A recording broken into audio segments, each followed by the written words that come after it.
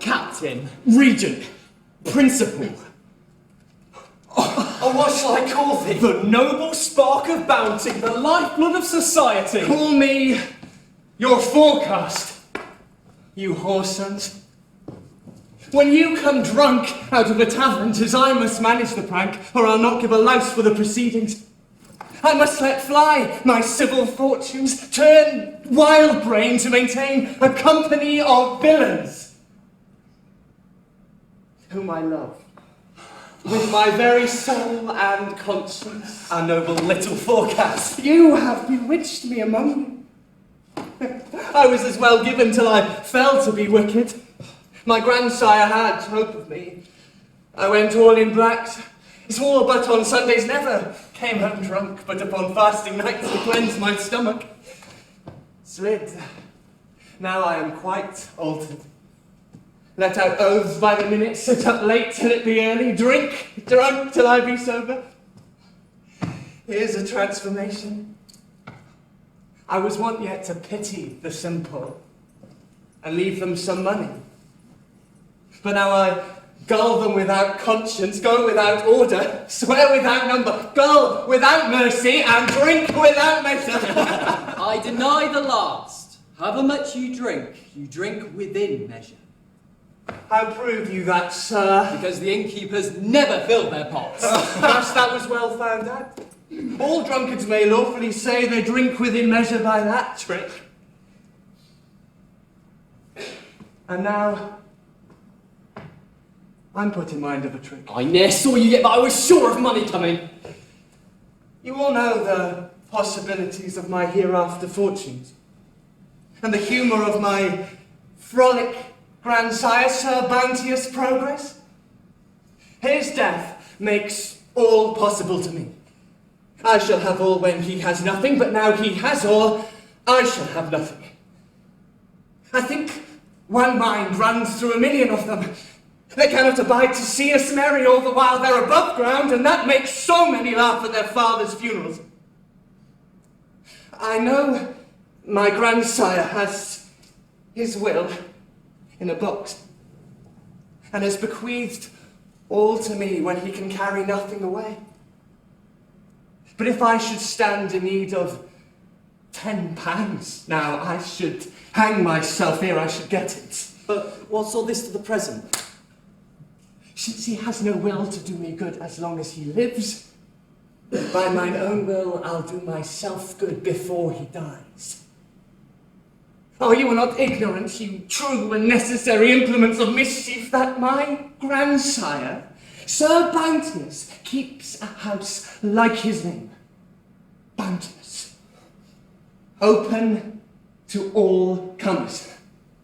And he stands much upon the glory of his entertainment, together with the largeness of his kitchen and fecundity of his larder, and thinks himself never happier than when some stiff lord or great countess likes to make light his dishes. To be short, I'll down to my grandsires like a lord. How, Captain? A thin beard and strong perfume should do it. I can hire your clothes at Westminster Clock. But prithee, I reached past your fathoms. You desire coins? well, from the crown of our head to the sole of our feet, boy. Why, carry yourselves but probably and carry them away with you. There spoke a Roman captain. Leave it to my discretion to fit part and person. We're not factious or envy one another for best parts, like quarrelling actors that have passionate fits. We submit always to the writer's whims.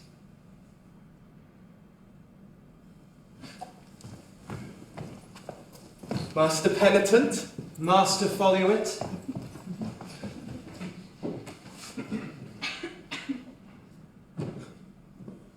He is a mad brain, whose pranks scorn to have precedence, to be second to any. He has played more tricks than the cards can allow a man, and of the latest stamp too, hating imitation, a fellow whose only glory is to be prime of the company, to be sure of which he maintains all the rest. He's the carrion, and they the kites that gorge upon him. But why, in others, do I check wild passions and retain deadly follies in myself?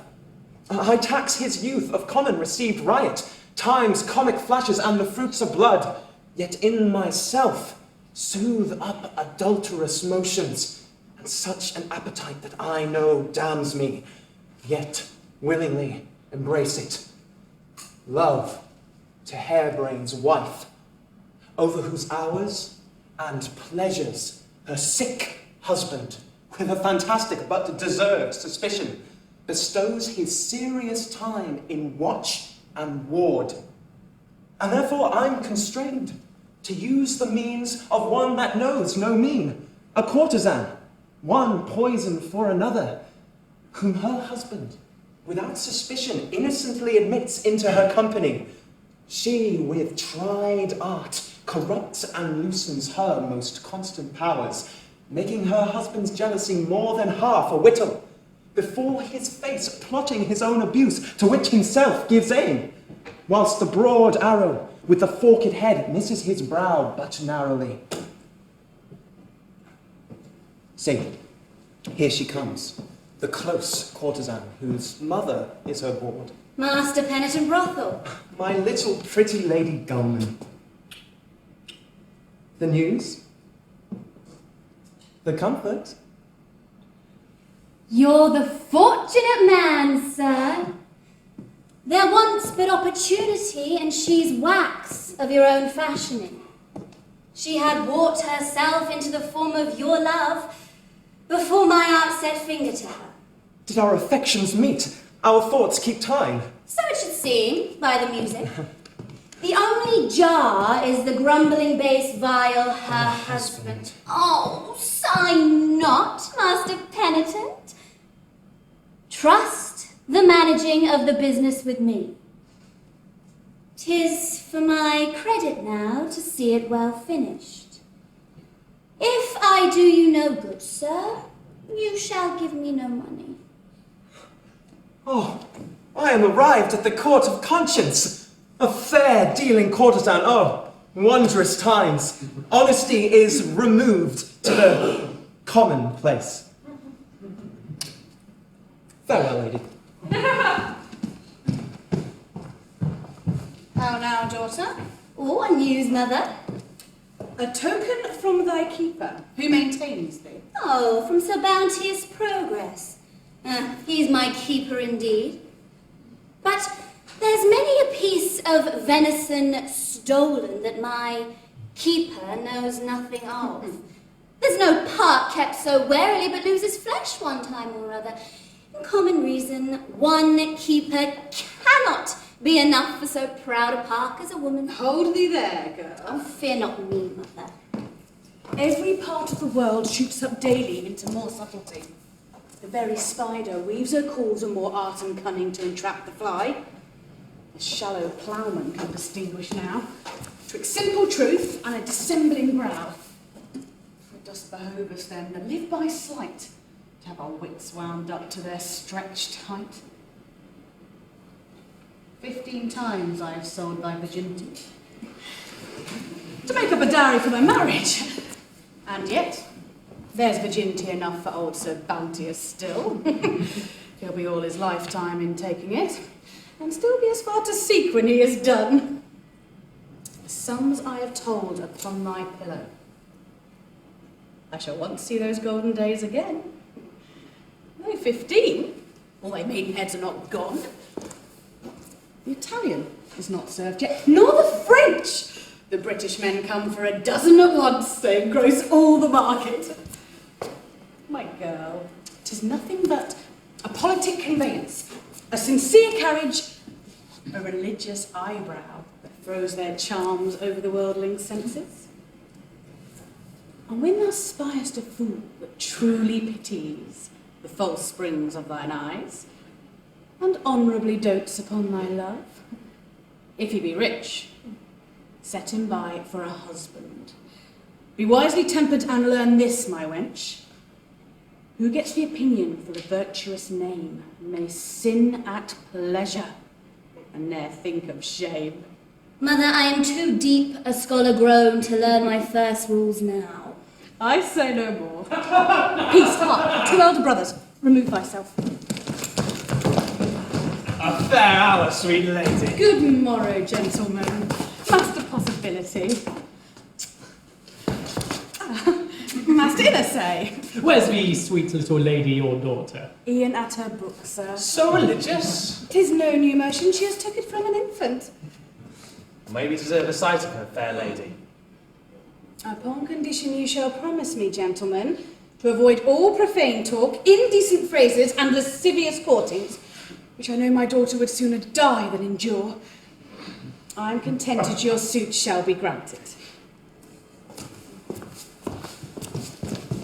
How many a word has suffered corruption since Chaucer's days? A virgin would speak those words then that a very midwife would blush to hear now. And who is this along of? But such wags as you that use your words like your wenches. You can let them pass honestly by, but you must still have a flirt with them. Not a bawdy syllable, I protest.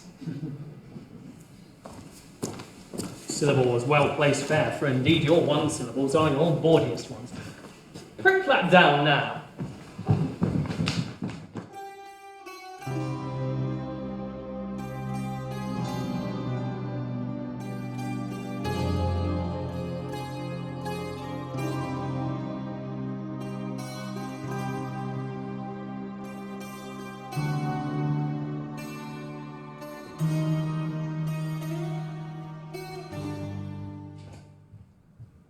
She may make night work on't.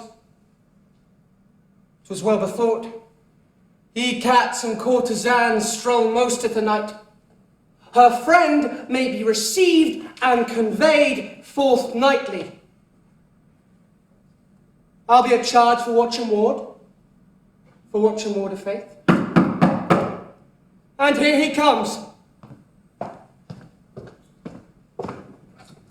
Give your worship good evening. Welcome, good friend. I must deserve your diligence in an employment serious. The truth is, there is a cunning plot laid, but happily discovered, to rob my house. The night uncertain when, but fixed within the circle of this month. Nor does this villainy consist in numbers or many partners, only some one shall, in the form of my familiar friend, be received privately into my house by some perfidious servant of mine own, suborned fit for the clause. Oh, abominable. If you be faithful watchmen, show your goodness, and with these angels shut up your eyelids. Let me not be purloined. There's a gem I would not lose, kept by the Italian under lock and key. We Englishmen are careless creatures. Well, I have said enough. And I will do enough, sir. Why, well said. Watch me a good turn now.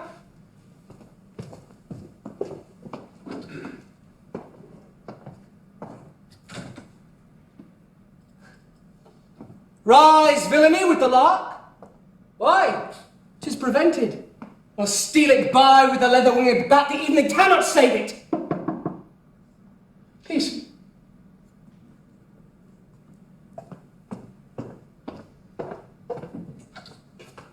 Oh, Lady Gulman, my wife's only company, welcome. How does the virtuous matron, that good old gentlewoman thy mother, I persuade myself, if modesty be in the world she has part on't, a woman of an excellent carriage all her life, in court, city, and country. Well, she has always carried well in all those places, sir. How does your sweet bedfellow? You see, I'm her boldest visitor. And welcome, sweet virgin, the only companion my soul wishes for her. I left her within at her lute. Prithee, give her good counsel. Alas, she needs none, sir. Yet a little of thy instruction will not come amiss to her. I'll bestow my labour, sir. Do labour her, prithee. I have conveyed away all her wanton pamphlets, as Hero and Leander, Venus and Adonis. Oh, two luscious marrowbone pies for a young married wife. Here, take the resolution and read to her a little from that. She set up her resolution already, sir. True, and this will confirm it the more. There's a good chapter of hell, 'tis good to read this cold weather. Terrify her. Terrify her, go! Or read to her the horrible punishment for itching wantonness, the pains allotted for adultery. Tell her her thoughts, her very dreams are answerable. Say so. Report the life of a courtesan, and show how loathsome 'tis. The gentleman would persuade me in time to speak ill of mine own function. This is the course I take. I'll teach the married man a new selected strain. I admit none but this pure virgin to her company. That's enough. I'll keep her to a stint. I'll put her to her pension. She gets but her allowance. That's a bare one. Nay, I'll put her hard to it. Fain would I meet the gentleman? Fain would you meet him? Why, sure you do not take the cause. How earnestly she labours her. Like a good wholesome sister, she will prevail, I hope. Is that the means? What is the means? I would as gladly to enjoy Shall I this have hearing? Listen. She's round with her effect. When husbands in their ranks suspicions dwell, 'tis our best art to dissemble well. Put but these notes in use that I'll direct you. He'll curse himself that e'er he did suspect you. Perhaps he will solicit you as in trial to visit such and such. Still give denial.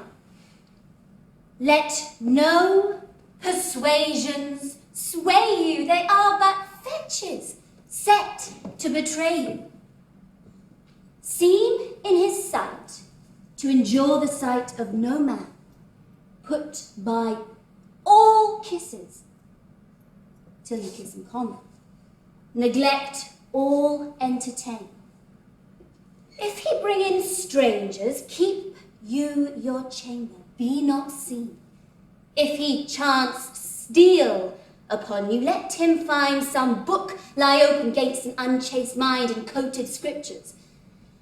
Though for your own pleasure you read some stirring pamphlet, and convey it under your skirt, the fittest place to lay it.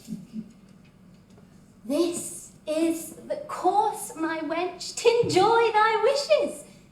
Here you perform best, when you most neglect. The way to daunt is to out thy suspect. manage these principles, but with art and life. Welcome all nations. Thou art an honest wife. She puts it home, faith, e'en to the quick. From her elaborate action I reached that. I must requite this maid. Faith, I'm forgetful. Here, lady, convey my heart unto him in this duel. Against you see me next, you shall perceive I have profited. In the mean season, tell him I am a prisoner yet of the master's side. My husband's jealousy that does master him as he does master me, and as a keeper that locks prisoners up, is himself prisoned under his own key. E'en so my husband in restraining me, with the same ward bars his own liberty. I'll tell him how you wish it, and I'll wear my wits to the third pile, but all shall clear. I owe you more than thanks, but that I hope my husband shall requite you. Oh, think you so, lady? Here's small reason for it. Oh, what? Have done so soon away?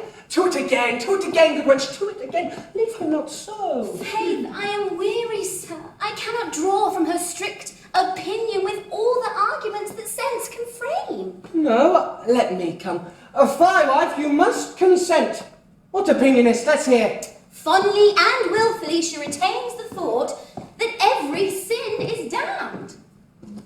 Fie, wife. For shame, be converted. There's a diabolical opinion indeed. Then you may think usury were damned. You're a fine merchant of faith. Or bribery. You know lawyers well. Or sloth, would some of the clergy hurt you? Or gluttony.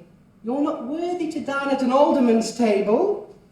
Your only deadly sins, adultery. That villainous stringworm, woman's worst requital. 'Tis only lechery that's damned to the pit hole. Oh, that's an arch offence. Believe it, squaw. All sins are venial, but... Venereal. I've said enough to her. And she will be ruled by you. I've pawned my credit on't. Come hither, lady. I will not altogether rest ungrateful. Here, wear this ruby for thy pains and counsel. Oh, 'tis not so much worth, sir. I'm a very ill counsellor, truly. Go to, I say. Oh, you're to blame, sir. Oh, you're to blame. I never shall deserve it. Thou hast done't already.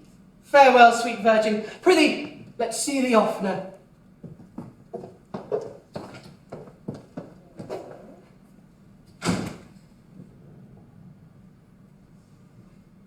Wife, as thou lovest the quiet of my breast, embrace her counsel, yield to her advices.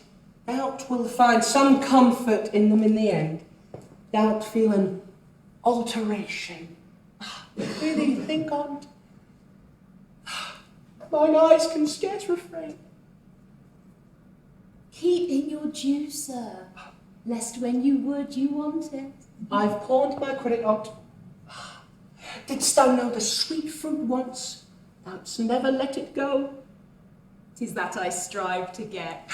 And still do so.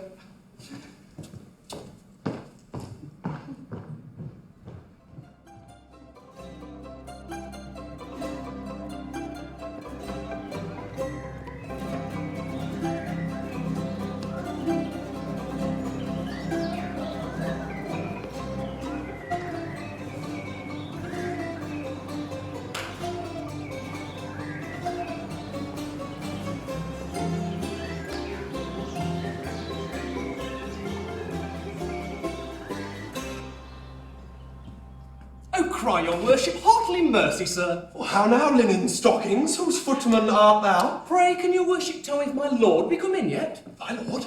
What lord? My lord Omuch, sir. My lord Omuch. I have heard much speech of that lord. He has great acquaintance in the city of London. That lord has been much followed. And is still, sir. He lacks no company when he is in London. Much fine rumour have I heard of that lord. Yet never had I the fortune to set eye upon him. Oh, art sure he will alight here, footman? I'm afraid thou art mistook. Thinks your worship so, sir? By your leave, sir. A passion of me, footman. Why, pumps, I say, come back. Does your worship call? Come hither, I say. I am but afraid on't. Would it might happen so well. How dost know? Did he name the house with the great turrets on top? No, faith, he did not, sir. Come hither, I say. Did he not speak of a cloth of gold chamber? Not one word, by my troth, sir. Come again, you lousy 7 mile an hour. I beseech your worship, detain me not. Was there no talk of a fair pair of organs, a great gilt candlestick, and a pair of silver snuffers? 'Twere a sin to belie, my lord. I heard no such words, sir. A pox confine me.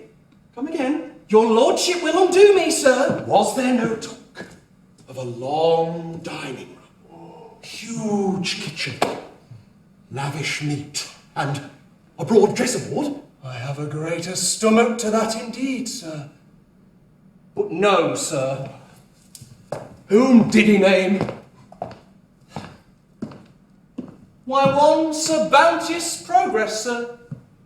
I am that Sir Bounteous Progress, you roundabout rascal! I knew I should have him in the end. There's not a lord will miss me, I thank their good honours. 'Tis a fortune laid upon me, they consent out their best entertainment. It's a kind of complimental gift given me, and how soon 'tis smelt out, I warrant you, there's not one knight in the shire able to entertain a lord in the queue or a lady in the nick like me. Me, huh? There's a kind of grace belongs to it, a kind of art which naturally slips from me. I know not on't, I promise you 'tis gone before I'm aware on't. Oh, cuts me, I forget myself. Where? Does your worship call, sir? I call in my chief gentleman in a chain of gold. Expedite! And how does my good lord? I never saw him before in my life. A cup of bastard for this woman. Come hither, Master Gumwater, come hither. Send presently to Master Pheasant for one of his hens. There's partridge in the house. And wild duck, an't please your worship. And woodcock. Thought to have spoke before you. Remember the pheasant. Down with some plover. Clap down. 6 woodcocks. My lord's coming. Now, sir! And please your worship, there's a lord and his followers newly alighted. Well, dispatch, I say, dispatch! Where's my music? He is come indeed. Footman, My lord! run swiftly with my commendations to Sir Jasper Topaz. We'll ride and visit him in the morning, say. Your lordship's charge shall be effected, sir. That courtly, comely form should present to me Sir Bounteous Progress. Oh, you found me out, my lord. I cannot hide myself. Your honour is most spaciously welcome. In this forgive me, sir, that, being a stranger to your house, and do I make my way so bold, and presume rather upon your kindness than your knowledge. Only your bounteous disposition fame hath divulged, and is to me well known. Nay, if you know my disposition, you know me better than they that know my person. Your honour is so much the welcomer for that. Thanks, good Sir Bounteous. It has been often my ambition, my lord, both in respect of your honourable presence and the prodigal fame that keeps even stroke with your undoubted worthiness, to wish your lordship where your lordship is, a noble guest in this unworthy seat. Your lordship's ne'er heard my organs? Heard of, but never heard of. They are but double gilt, my lord. Some £150,000 would fit your lordship in such another pair. Indeed, Sir Bounteous. My lord, I have a personal petition to you. To me, Sir Bounteous? You can ne'er speak at a fitter time, for I am here present to grant you. I have a grandchild, my lord. I love him, and when I die, I'll do somewhat for him. I'll tell your honour the worst of him. A wild lad he has been. So we have all been, sir. So we have all been indeed, my lord. I thank your lordship's assistance. Some comic pranks he has been guilty of, but I'll pawn my credit an honest, trusty bosom. And that's worth all, sir.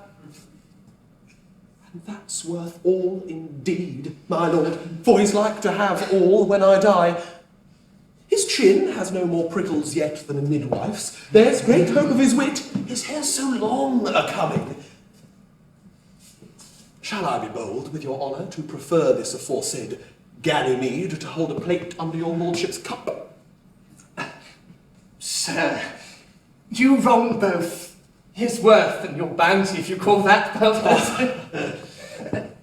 I have heard much good of that young gentleman. Nay, he has a good wit, if He's carried himself always most generously. Are you advised of that, my lord? Oh. I'll show your honour my will. I keep it above in a curious box. The horse and boy must have all. I love him. Yet he'll ne'er find it as long as I live. Well, for your sake and his own deserving, I'll reserve a place for him nearest my secrets.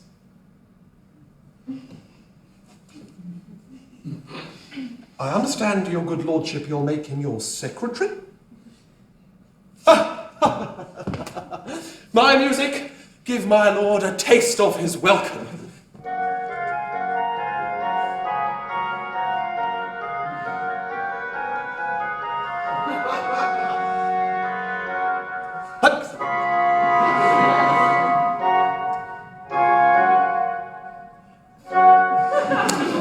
So, how does your honour like my music? Eh? Are they choice? Seldom matched, believe it, sir. The consort of my household. Indeed, Sir Bounteous. The musicians are in ordinary, yet no ordinary musicians. Your lordship shall hear my organs now. Oh, I beseech you, Sir Bounteous. My organist.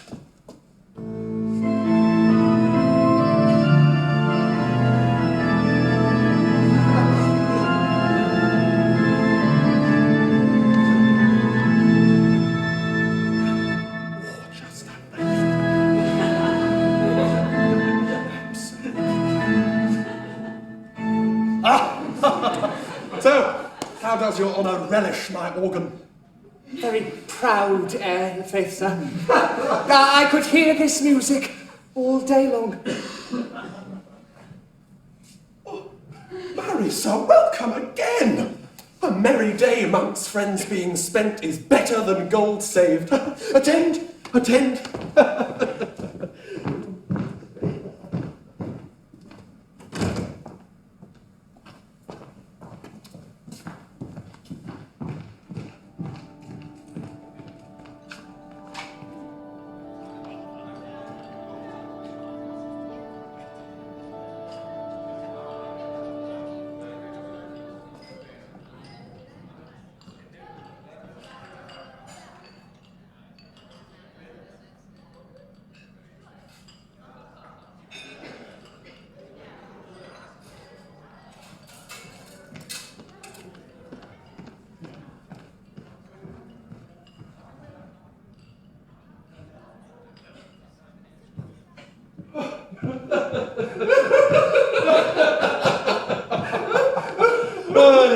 You must pardon us, my lord. Hasty cates. Your honour has had but a hunting meal on't. Yes. And now I am like to bring you to as mean a lodging. A hard down bed, i'faith, my lord. Poor cambric sheets and a cloth of tissue canopy. The curtains, indeed, were wrought in Venice, with the story of the prodigal child in silk and gold. Only the swine were left out, my lord, for fear of spoiling the curtains, huh? 'Twas well prevented, sir. A silken rest, harmonious slumbers, and venereal dreams to your lordship. Liked kind, Sir Bounteous. Fie, not me, my lord. I'm old, past dreaming of such vanities. Old men should dream best, sir. Dreams, my lord, only dreams. There you've given it me. Tomorrow, your honour shall see my cocks, my fish ponds, and my clerks. I keep chambers in my house, my lord can show your honour some pleasure. You overwhelm me with delight, sir. Once again, a musical rest for your lordship. I trouble your honour no longer. Good rest, Sir Bounteous.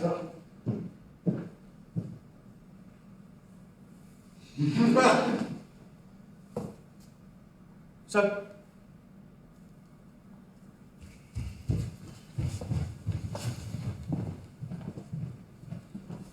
come, my advisor. To our business, lads. Though guilt condemns, 'tis guilt must make us glad. Nay, if you'll be at your distinctions, Captain, I'll follow behind no longer. I'll get you before then. And whelm your nose with your visor. Go.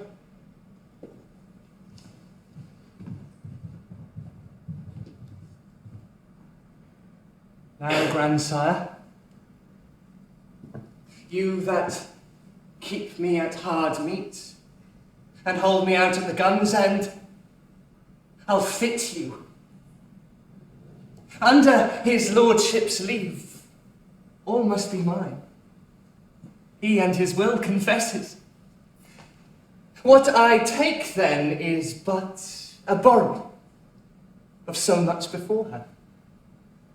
I'll pay him again when he dies, in so many blacks. I'll have the church hung round with a noble yard. Let him trap me in gold, and I'll lap him in lead. Quid pro quo.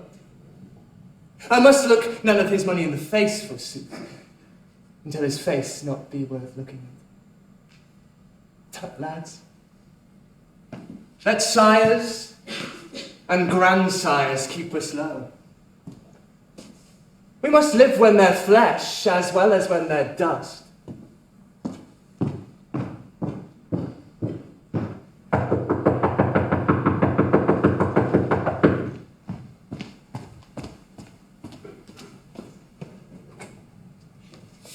Go, Cyril.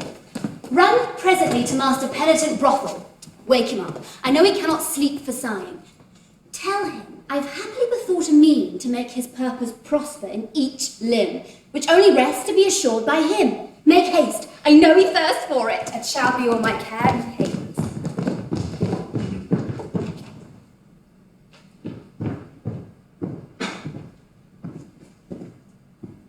They're at their business. Gag that gaping rascal! Though he be my grandsire's chief gentleman in the chain of gold, I'll have no pity on him. And now, lads, all sure and safe? All sure and safe? The servants are all bound. There's one care past there. On with your visor, sir. Come, follow me. I'll lead you now to the point and top of all our fortunes. Yon lodging is my grandsire's. So, lead on. On. Here's a captain worth following, and a wit worth a man's love and admiring.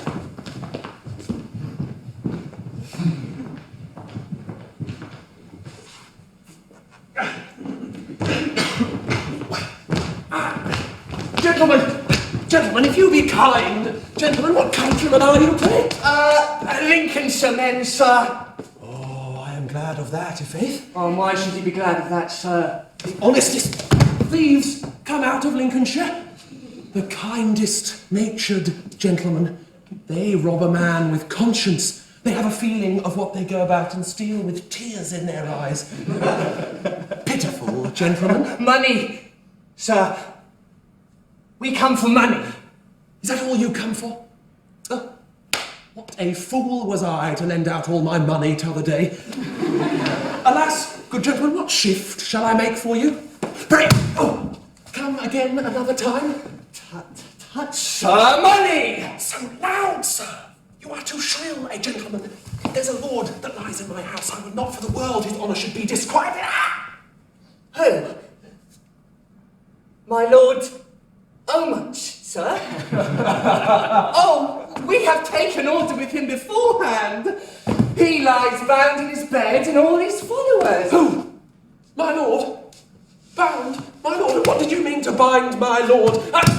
He could keep his bed well enough without binding. Which is the key?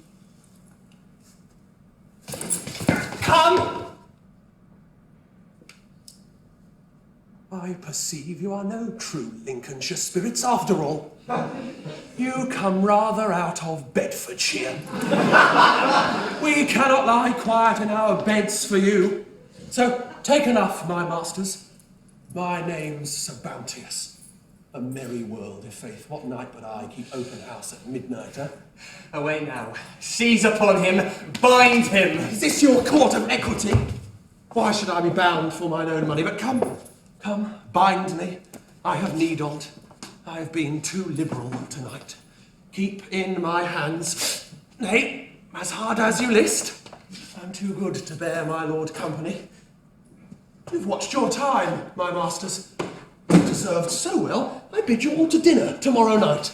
I would I might have your companies, if faith I desire it.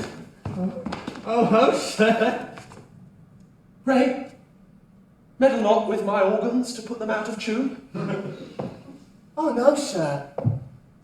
Here lies better music. Pox fist you.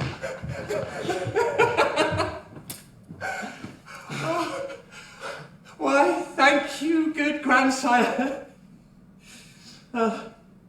It did come hard from him at first. For indeed, nothing comes stiff from an old man but money. Into my portmanteau. 'Twill be safe enough there, under his nose, I warrant you. What is all sure? All sure, Captain. You know what follows now, lads? One villain binds his fellows. We must all be bound to ensure our own securities, lads. There's no dallying upon the point. You can seek me. There is a lord to be found bound in the morning, and all his followers. Can you pick out that lord now? Oh, admirable spirit! You ne'er hope for your safeties that your wants be satisfied. But if we bind one another, how shall the last man be bound?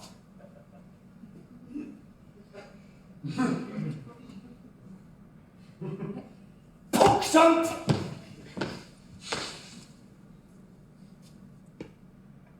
I'll have the footman escape. That's I. Thank you, sir. The footman will be supposed to escape. For he comes in no bed all night, but lies in his clothes to be first ready in the morning. His freedom will serve the better for our purpose, for we must have one in the morning to unbind the night, that we might have our sport. It hits if faith, sir. The work goes even. We now arrive at the most ticklish point. To rob and take our ease. To be thieves and lie by it. Look to it, lad. Concerns every man's gullet. For I'll not have the jest spoilt, though it hazard my windpad. I'll either go as a lord as I came, or be hanged as a thief as I am.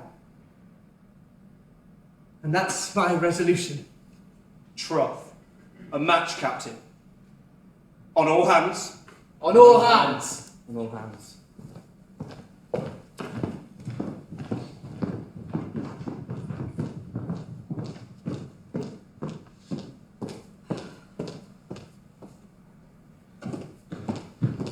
Oh, Master Penitent Brothel.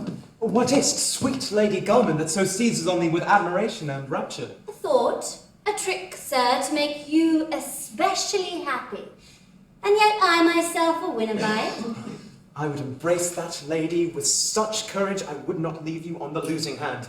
I'll trust you, sir. The reasons, then, why I raised you from your bed so soon, wherein I know sighs would not let you sleep, thus understand it. You love that woman, Master Hairbrain's wife, which no invented means can crown with freedom, for your desires and her own wish. But this, which in my slumbers did prevent itself. I'm covetous, lady. You know her husband, lingering in suspicion, locks her from all society but mine. Most true. I only am admitted. Yet hitherto that has done you no real happiness. By my admittance, I cannot perform that deed that should please you, you know. Wherefore thus I have conveyed it. I'll counterfeit a fit of violent sickness. Oh, good. It is not good, but to do you good. Oh, and in that sense I call it. But take me with you, lady. Would it be probable to have a sickness so suddenly violent? All the world knows women are soon down. We can be sick, if we put our minds to it. 'Tis the easiest art for our sex to counterfeit sick. We're always full of fits when we are well.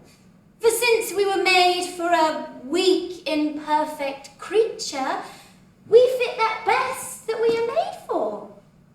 Thus, I transformed, and yourself slipped into the form of a physician. I, a physician, lady? Talk not on it, I beseech you, I shall shame the whole college. Don't, man, any quack-salving term will serve.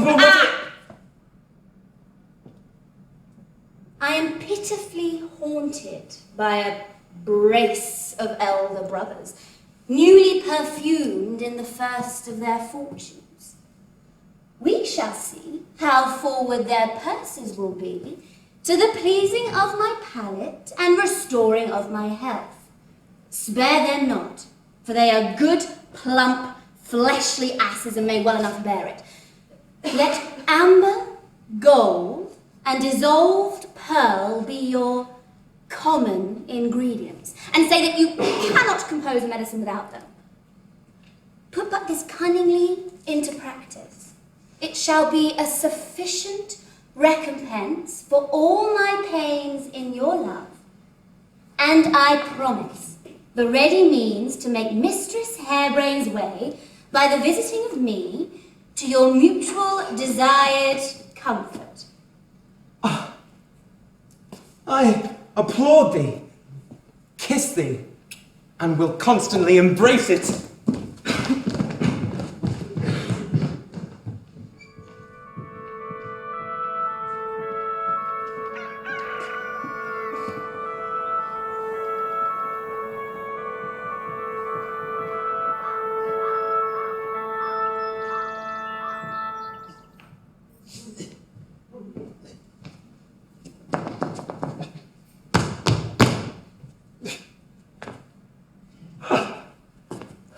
Good, your worship. Let me help your good old worship, poor honest footman. How didst thou escape the massacre?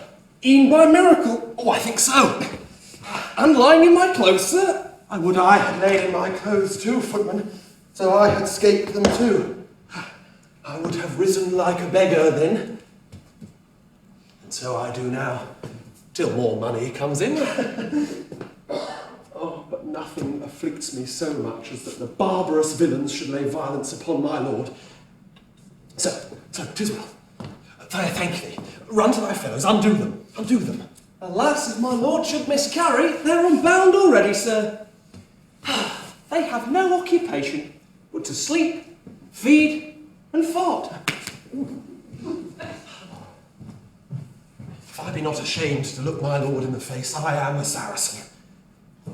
My lord! Who's that? When they see he has been scared, a pox on them for their labours. Singlestone? Singlestone? Well, their answer to that, faith. Who's that in the chamber? Good morrow, my lord. 'Tis I. Oh, so bounteous, good morrow. I would give you my hand, sir, but I cannot come at it.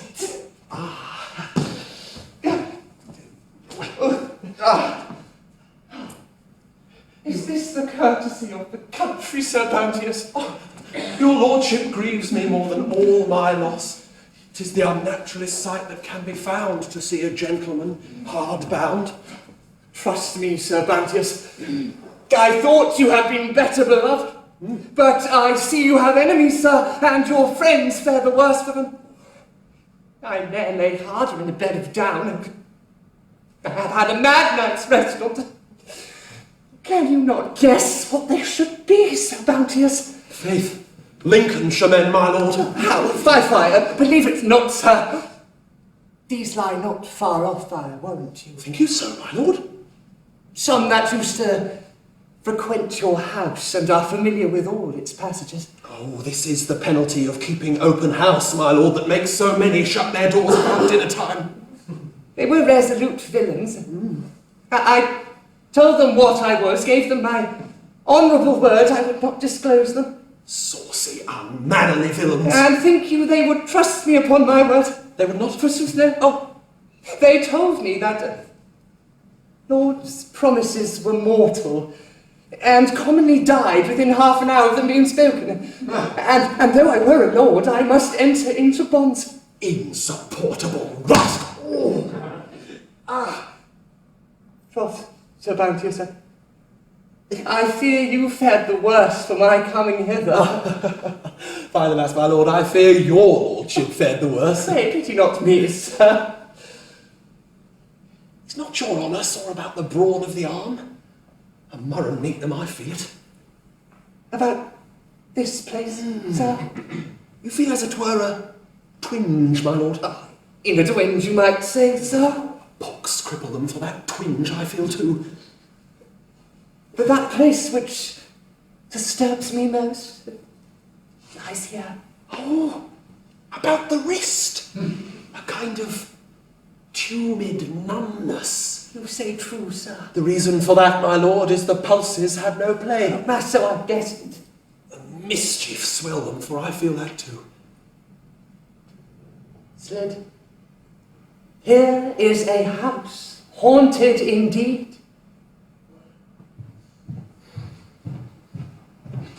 A word with you, sir. How now, single stone? I'm sorry, my lord. Your lordship has lost... What have I lost? Speak. A good night's sleep, say. Speak, what have I lost, say? A good night's sleep, my lord. Nothing else? Well, that's true.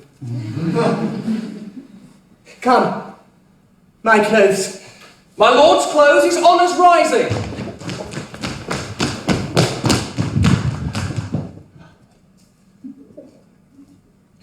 Psst. Well said. Come hither, come hither. What has my lord lost? Tell me, I said. Speak softly. His lordship must know that, sir. Hush, hush, prithee, tell me. Twill do you no pleasure to know it, sir. Yet again I desire it, I say. Since your worship will needs know it. They have stolen away a jewel in a blue silk ribbon worth £3,000. Besides another £1,000, my lordship's purse. That's some 4,000 in the total. Oh, your worship's much about it, sir. Come, follow me. I'll make that whole again in so much money. Let not my lord know it, huh? Pardon me, Sir Bounteous. Should it come to his lordship's ear, I should hazard my undoing by it. And how should it come to his lordship's ear? If you be my lord's chief man, I hope you do not use to speak unless you be paid for it. And I'd rather give you a counsellor's double fee to hold your peace. Come, go to. Follow me, I say. There will be scarce time to count it, sir. My lord will await instantly. His lordship will stay until dinner, by his leave. I will prevail with him so far. And now I remember a jest. I bade those whoresome thieves to dinner last night. I would I might have their companies. Hey, pox! Poison them. Come.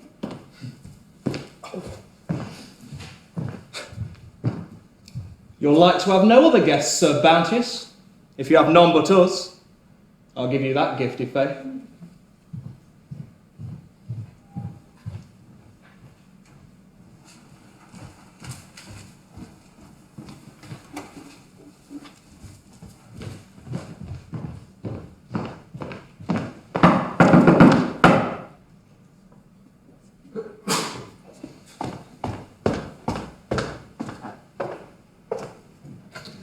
Bold guests, Master Harebrain. You're kindly welcome to my house, Master Nesse and Master Possibility. That's our presumption, sir. Peg! Here, sir. Call down your mistress to welcome these two gentlemen, my friends. I shall, sir. I will observe her carriage and watch the slippery revolutions of her eye. I'll lie in wait for every glance she gives, and weigh her words if the balance of suspicion. If she but sway, she's gone. Either on this hand of familiar, or on this too neglectful. It does behove her carry herself even. Master Hairbrain? True, I hear you, sir. What was you said? He has not said it yet, sir. Right, so I say. Is it not strange that in so short a time my little Lady Gorman should be so violently sickened? Oh, sickness has no mercy, sir. It neither pities lady's lip nor eye. It crops the rose out of the virgin's cheek, and so deflowers her who was ne'er deflowered. Fools that are maids to lock from men, that treasure which death will pluck, and never yield them pleasure. Gentlemen, though I shadow it, that sweet virgin's sickness grieves me not lightly. She was my wife's only delight and company. Did you not hear her, gentlemen? In the midst of her extremest fit, how she called upon my wife, remembered still my wife, sweet Mistress Hairbrain. When she sent for me, her will was fashioning, wherein I found her best and richest jewel given as a legacy unto my wife. When I read that, I could not refrain weeping. Well, of all other, my wife has most reason to visit her. If she have any good nature in her, she'll show it there. Now, sir, where's your mistress? She asks you and the gentlemen, your friends, hold her excused. She has a fit of an ague now upon her, which begins to shake her. Where does it shake her most? All over her body, sir. Shake all her body, sir. 'Tis a saucy fit. I'm jealous of that ague. Pray, walk in, gentlemen. Sir. I'll see you instantly. Now they're absent, sir. 'Tis no such thing. What? My mistress has her health, sir, but 'tis her suit she may confine herself from sight of all men, but your own dear self, sir, for since the sickness of that modest virgin, her only company, she delights in none. No. Visit her again. Commend me to her. Tell her they're gone, and only I walk here to exchange a word or two with her. I'll tell her so, sir. Fool that I am! A madman! A beast! What worse? Suspicious over a creature that deserves the best opinion and purest thought. Watchful over her that is her watch herself. To doubt her ways that looks too narrowly into her own defects. I, foolish, fearful, have often rudely out of giddy flames barred her those objects which she shuns herself. Thrice I have had proof of her most constant temper. Come I unawares by stealth upon her, I find her circled in with divine writs of heavenly meditations. Here and there chapters with leaves tucked up, which when I see, they either tax pride or adultery.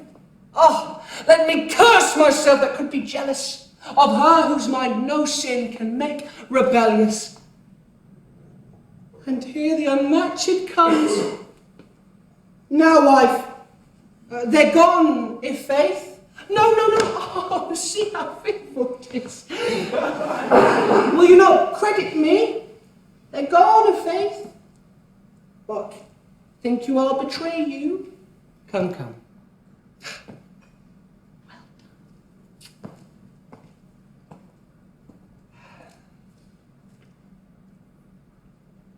Thy delight in mine, thy only virtuous friend, thy sweet instructress is violently taken, grievous sick, and which is worse, she mends not.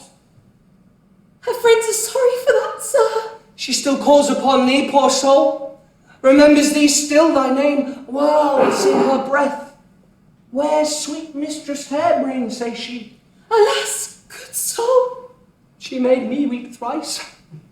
She's left thee a jewel in her will. E'en to the last gasp, a kind soul. Take my man, go, visit her.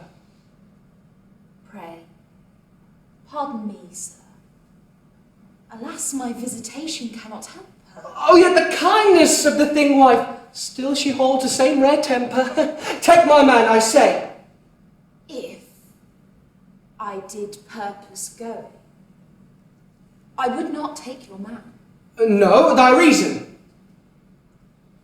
The world's condition is so vile, sir.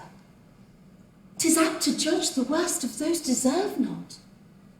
'Tis an ill-thinking age, and does apply all to the form of its own luxury. This censure flies from one, that from another. That man's her squire, says he, her pimp, the other. She's of the stamp, a third, a fourth. I have known her. I've heard this, not without a burning cheek. Then our attires are taxed, our very gait is called in question.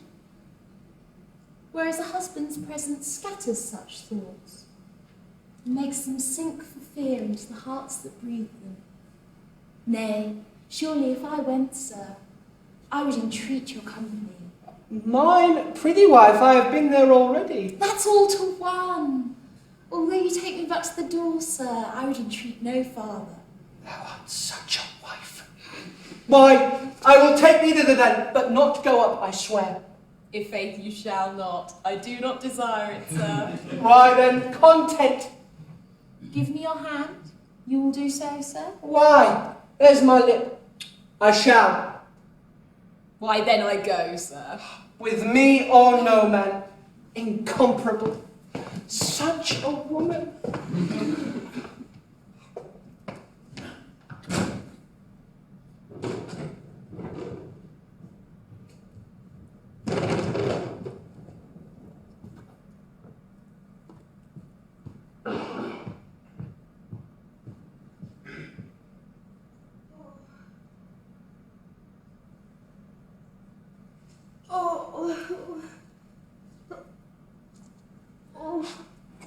Lady, What news? Is one Sir Bounteous Progress newly alighted? Slid. 'Tis the knight that privately maintains me. He's my sole revenue, meat, drink, and raiment.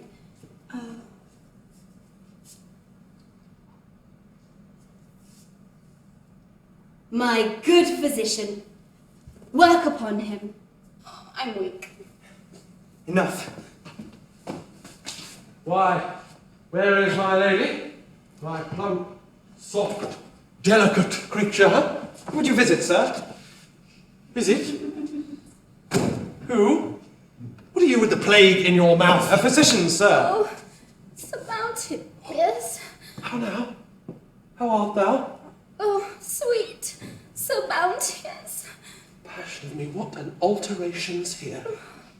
Here's a sight to make an old man shrink. I was lusty when I came in, but I'm down now. Mortality.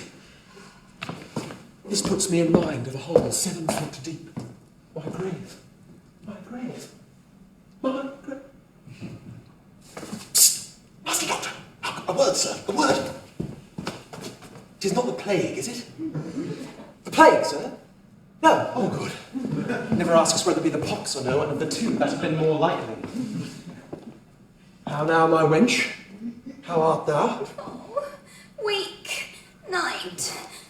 She says true, he's a weak knight indeed. Where does it hold thee most, wench? Oh, all parts alike. She says true still, he calls her in none. Oh, Hark, in thine ear. Thou art breeding of young bones. I'm afraid I have got thee with child of faith. I fear that much, sir. If it should be a young progress when all's done. You've done your good will, sir. I see 'tis nothing but a surfeit of Venus, and though I be old, 'tis I have given it her. But since I had the power to make thee sick, I'll have the purse to make thee whole, that's certain. Master Doctor? Sir, let's hear, I pray, what is it you minister to her? Married, sir, some precious cordial, some costly refoculation, the composure, comforting and restorative. Aye, that. No poorer ingredients than the liquor of coral, clear amber, the unicorn's horn, 6 grains, magisterium pilarum, 1 scruple, Or which, being finely contunded, mixed in a stone or glass mortar, with the spirit of diamber, the essence of... Pray, sir, be patient. That's impossible. I can't be patient and physician too, sir. Crying mercy, that's true, sir. Or which aforesaid. I know you left, sir. When it is almost exigate, or dry, I add thereto olei succini, olei masi, and cinnamoni. Gather up a good spirit, wench. Here's gold for thee, Master Doctor. Let her want for nothing. Nature binds me to have a care of her. Be of good cheer, wench. The fit will away. 'Tis but a surfeit of young bones. I have fitted her. An old knight and a cock of the game still. I have not spurs for nothing, I see.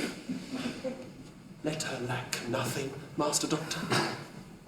I have given her enough already.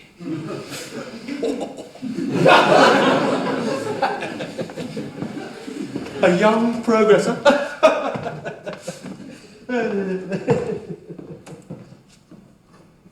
So, is he gone? He is like himself. Gone. Here's somewhat to set up with. How soon he took occasion to slip into soothing his own defects. He fears he has done that deed which I ne'er feared to come from him in my life. This purchase came unlooked for. A pair of sons and heirs. They're welcome. More money. Master Doctor, I come to you, gentlemen. how does she know? Faith, much after one fashion, sir. There's hope of life, sir. I see no signs of death in her, sir. That's some comfort. Will she take anything yet, Doctor? Oh, yes. She'll take still. She has a kind of facility in taking. You physicians are mad gentlemen. Oh, we physicians see the most sights of any men living. Your astronomers look upward into the air. We look downward into the body.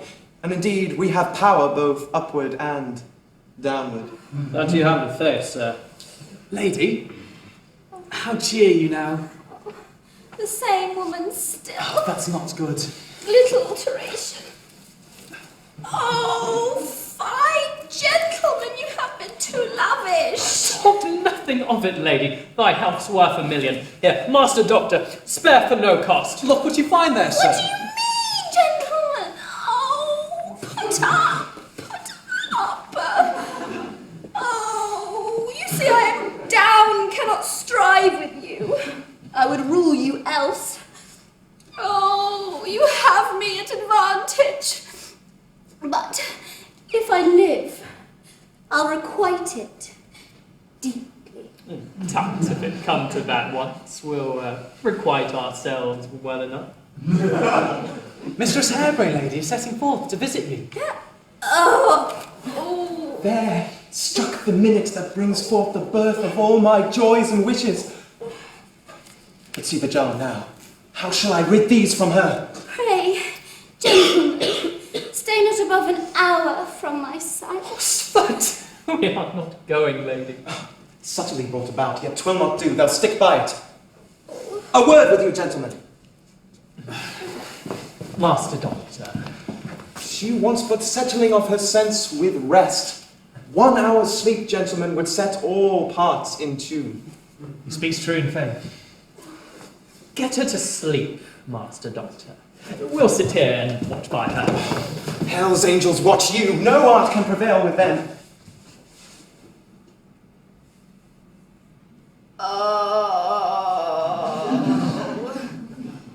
Oh, Master Doctor. Oh, Here, lady.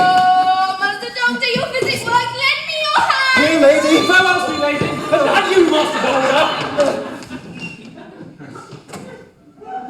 So,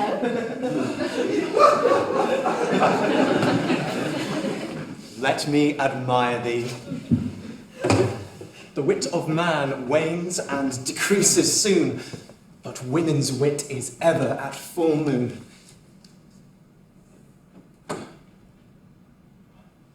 There shot a star from heaven. I dare not yet behold my happiness. The splendor is so glorious and so piercing. will word from me? Oh, Mistress Hebron, give my wit thanks hereafter. Your opportunities are in sight. Your wishes, there. My husband himself brought me to the door, waits below for my return. Jealousy is pricked and will hear the wagging of a hair. You're a faint liver. Trust yourself with your pleasure and me with your security. Go, go. The fullness of my wish. Of my desire. Beyond this sphere, I never will aspire.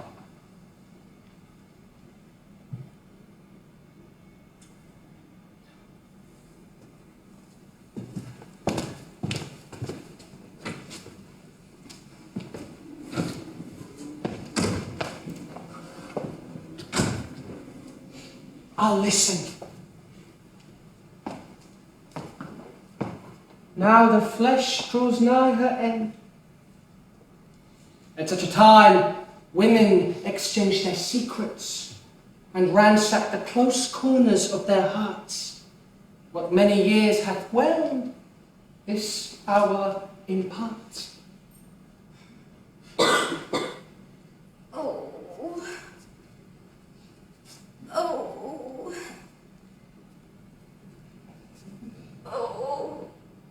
Oh. Oh, good Mistress Hairbrain. Oh, this was kindly done. Pray sit down. There's a chair. Oh, give me your hand. Oh. Alas! How cold you are. Oh, and so is your husband, that worthy, wise gentleman. As comforting a man to woman in my case is the trot-shoe leather. Love him. Honour him. Stick by him. He lets you lack nothing that's fit for a woman. And to be sure on't he will see himself that you lack it not. And so I do, a faith. 'Tis right my humour. Oh, you live a lady's life with him. Go where you will, ride when you will, and do what you will. Not so now that she's better look too. Oh, I love you! Oh, I know you do, Mistress Hairbrain. Oh, you need not tell me that. To impit of your life, if ever you should wrong such an innocent gentleman. Hi, Mistress Hairbrain, what do you mean? Come you to discomfort me? Oh, nothing but weeping with you. It has made her weep. My wife shows her good nature already. Still weeping? Why, how now, woman? For shame, leave. Oh, she cannot answer me for sobbing. All this does her good. Beshrew my heart if I pity her. Let her shed tears till morning. I'll stay for her. I'll not be her hindrance. Oh no! Oh, no. Lay your hand here, sweet Mistress Hairbrain. There lies my pain. Poor soul, how she's tormented. Yes. I ate some broth an hour since. There's some comfort in that yet. She may escape it. Bound? Bound? No. I had a very comfortable stool this morning. I'm glad of that, Faith. That's a good sign. I smell she'll escape it now.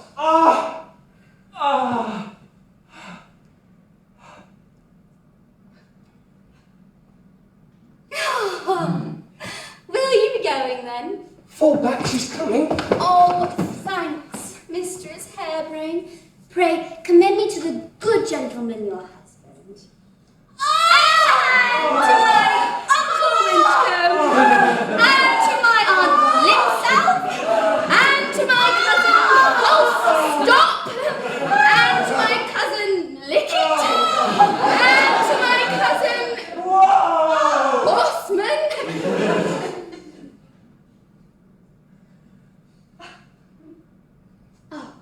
And to all my good cousins in Clerkenwell and St. John's.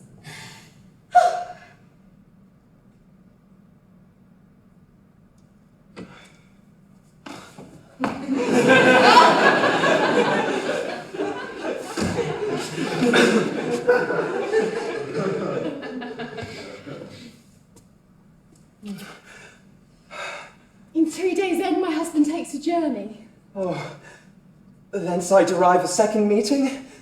May it prosper still. Till then, I hold captive to his will.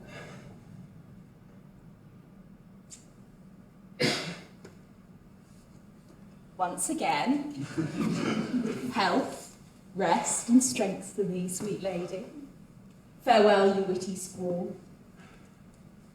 Good Master Doctor, have a care to her body. If you stand her friend, I know you can do her good. Take pity of your way to go. Farewell, Mistress Fairbrain.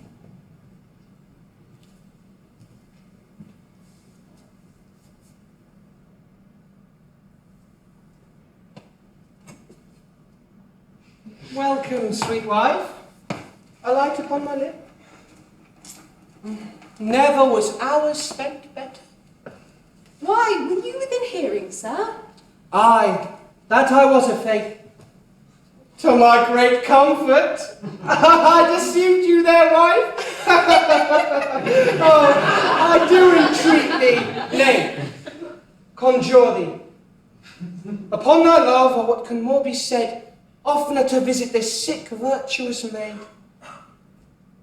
Be not so fierce. Your will shall be obeyed. Why then, I see thou lovest me.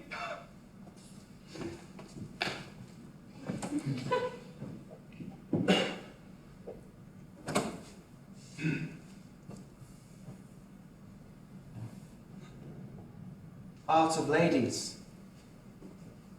When plots serene past hope, and hang their head, set with a woman's hand, they thrive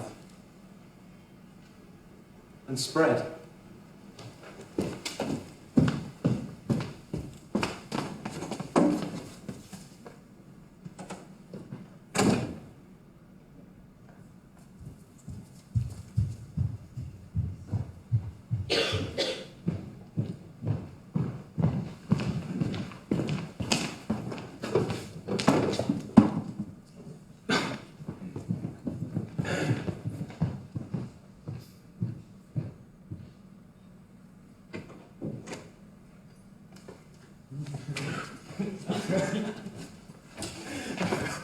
Was not well managed? Did the plot want either life or art? 'Twas so well, Captain, I would you could make such another trick at any risk. I'm sure my grandsire ne'er got his money worse in his life than I got it from him. If ever he did cheat the simple, why I was born to revenge their quarrel. If ever oppressed the widow, then I, a fatherless child, have done as much to him. And so, 'tis through the world, in either jest or earnest. But let the usurer look to it. The craft recoils like an overcharged musket, and maims the very hand that puts fire to it. I could hear this music all day long. But here lay the jest, horses. My grandsire, thinking in his conscience that we had not robbed him enough for a night, must needs pity me in the morning and give me the rest. £4,000! We're brave fellows once again! This is humour. And the humour of most of your rich men. They always feast those mouths which are least needy, and give them more that have too much already.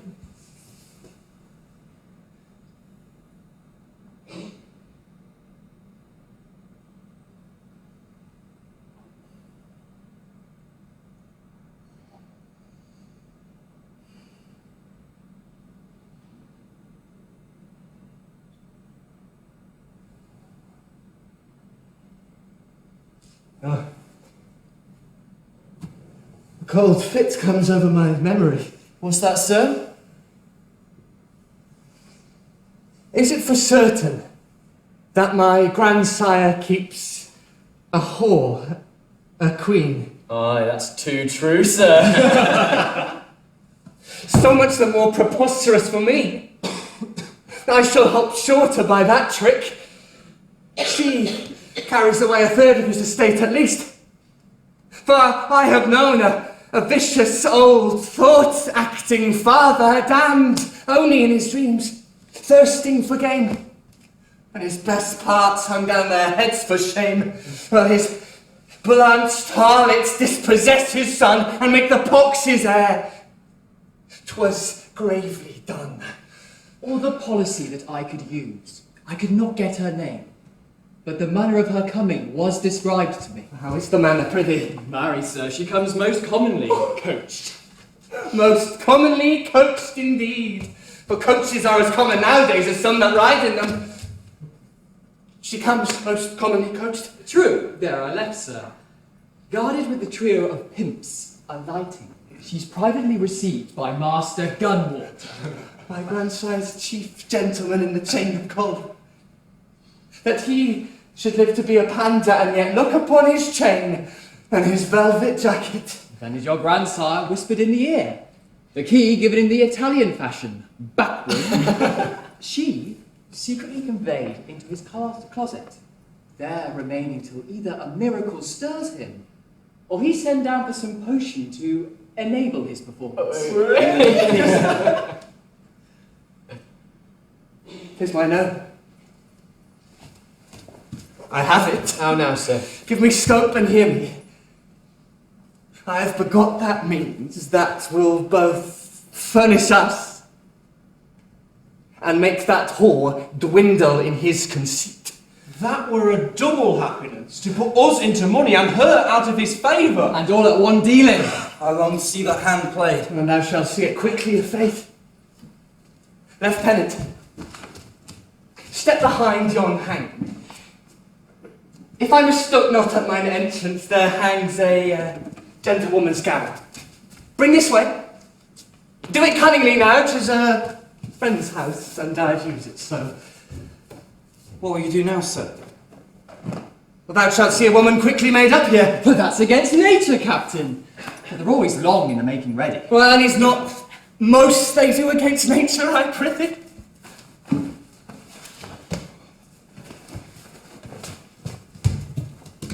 Nay, over with it, Lieutenant. Over with it.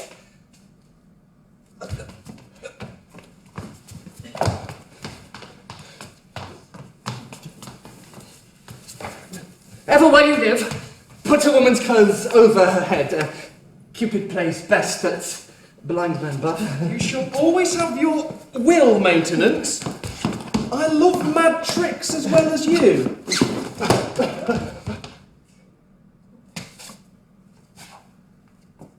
Why, I'm ready. Ready? We're all male to the middle.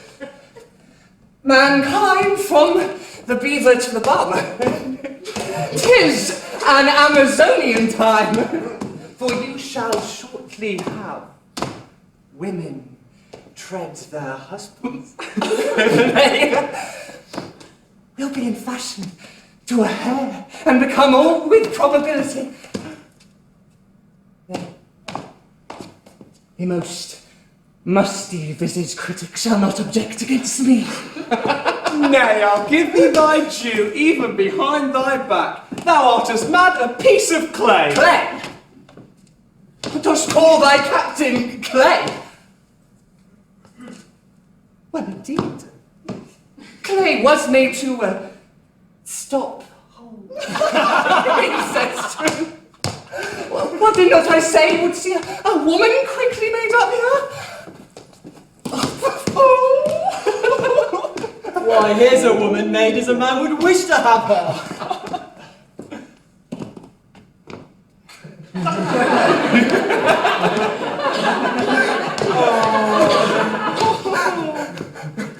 I'll swear to it, Captain. Let me see.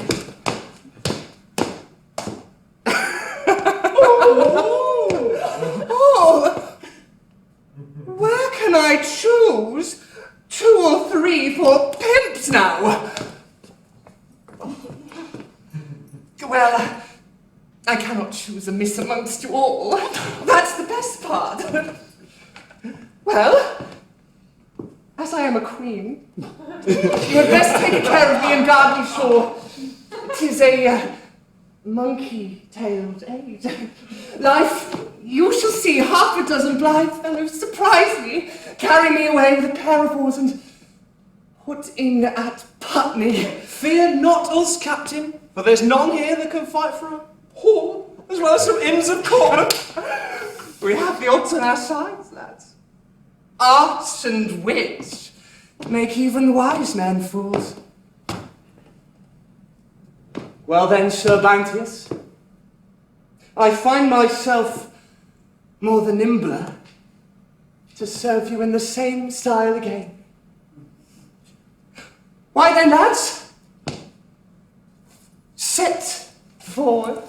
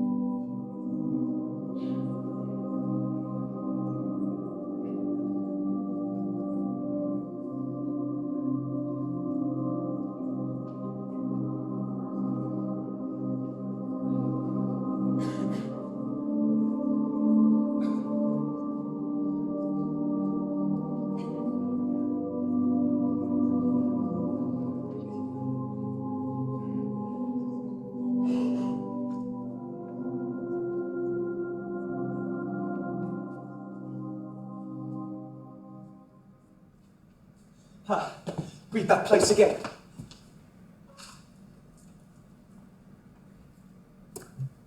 Adultery draws the divorce twixt heaven and the soul. Accursed man that stands divorced from heaven. Thou wretched unthrift that has played away thy eternal portion at a minute's game. Where were thy noble meditations busied that they dost trust this body with itself, this natural drunkard that undoes us all and makes our shame apparent in our fall? My soul, I know, would never grieve to the death the eternal spirit that feeds her with its breath. Nay, I that knew the price of life and sin, what crown is kept for continence, and what for lust, to dote on weakness, slime, corruption, woman. Within these 3 days, the next meeting's fixed. If I meet then, hell and my soul be mixed. Sin's hate is the best gift that sin bestows. I'll ne'er embrace her more. Never bear witness. Never. What? Let us stand. The fitter for my company. How now, man? Last did the quickness of my presence fright thee? Oh, shield me, you ministers of faith and grace. Lee. I'm not ashamed to use such words to a woman. Thou art a devil! A devil? Feel, man. Has a devil flesh and bone?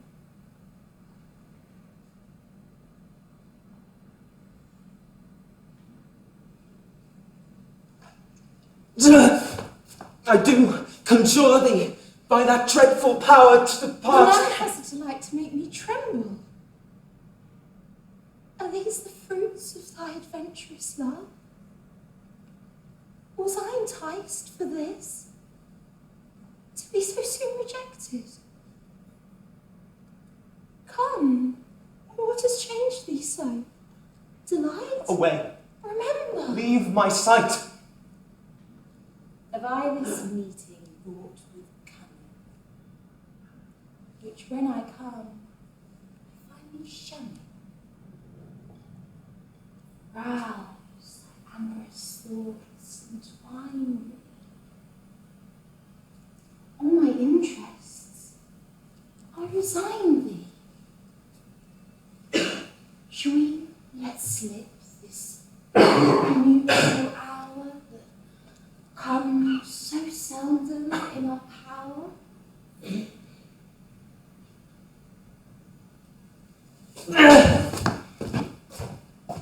Art a man and dost abuse one? A love and know'st not how to use one? Come, I'll teach Do you. not follow. Once so firm and now so hollow, where was place and season sweeter? Thy bliss in sight and darest not meet her. Where's thy courage, youth and vigour? Love's best pleased when 'tis seized with rigour. Seize me then, with veins most cheerful. Women love no flesh that's fearful. 'Tis but a fit. Come, drink away, and dance, and sing, and kiss, and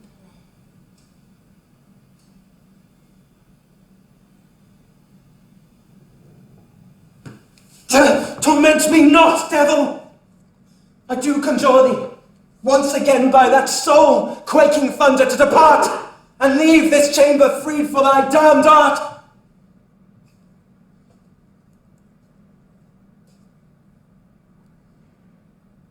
It has prevailed. Oh, my sin-shaking sinews. What should I think?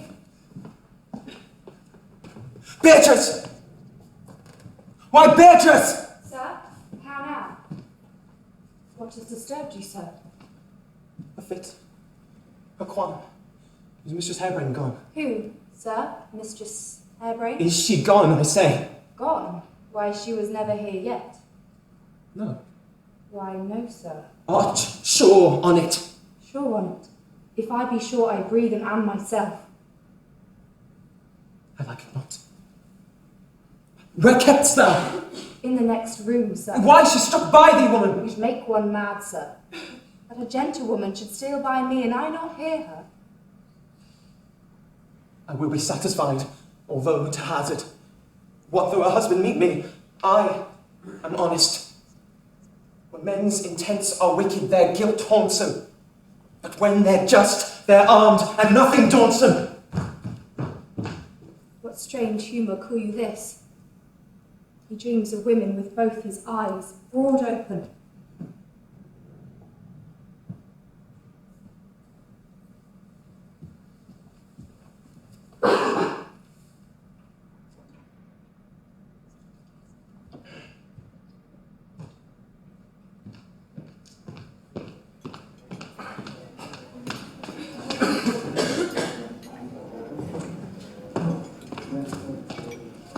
Why?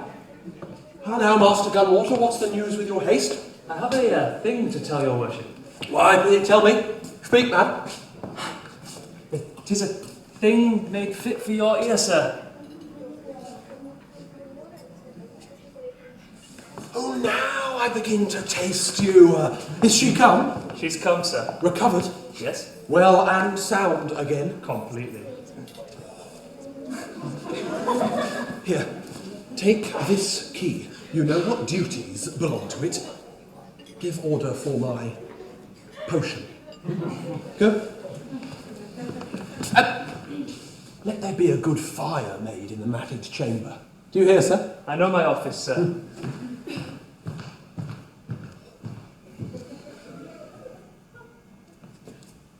An old man's lectury is very costly, my masters.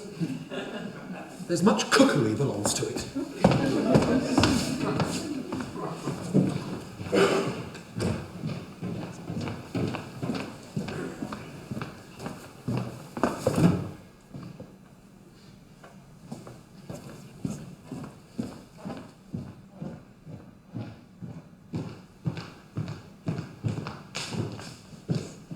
Come, my lady.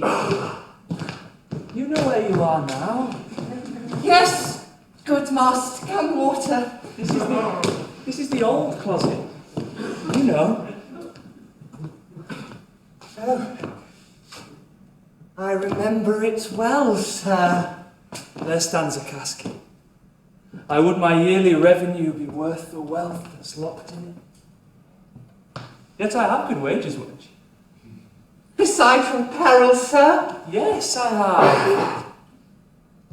But then you reckon your chain, sir. No, by my troth, I do not.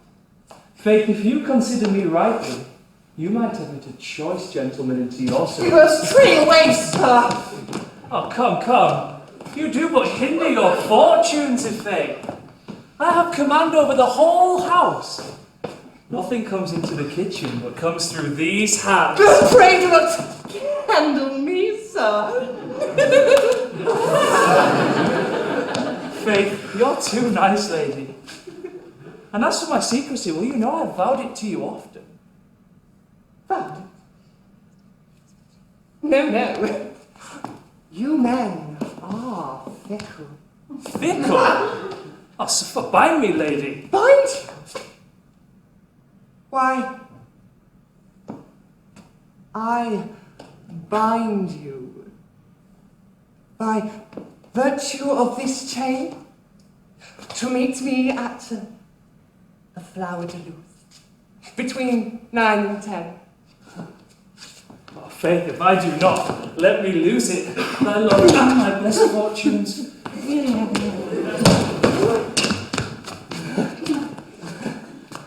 Why, I'll try thee. Go to.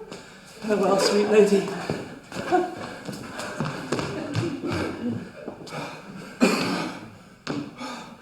By my faith, a good induction. I do perceive by his action toward the middle region still there has been some saucy nibbling motion before. And no doubt the cunning whore waited but for her prey. Well, I think 'tis better bestowed upon me, for his soul's health and his body's too. I'll teach the slave to be so bold as to offer to vault into his master's saddle.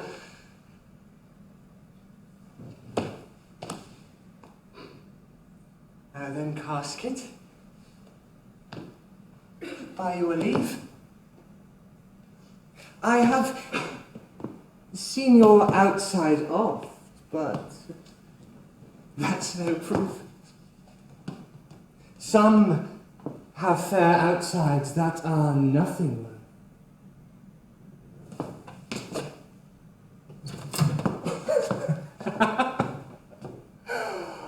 By my faith, a gentlewoman of very good parts. Diamonds, rubies, sapphires, onyx. If I do not wonder how the queen escaped tempting, well, I'm an hermaphrodite. Well, 'tis better as it is. This is the fruit of old grunting lechery. Grandsire, you may thank your whore for this. Oh, fine, grandsire, in your crinkling days, to keep a courtesan to hinder your grandchild. 'Tis against nature, of faith, and I hope you'll be weary on't. Now to my villains that lurk close below. Who keeps a harlot? Tell him this from me. He needs nor thief, disease, nor enemy.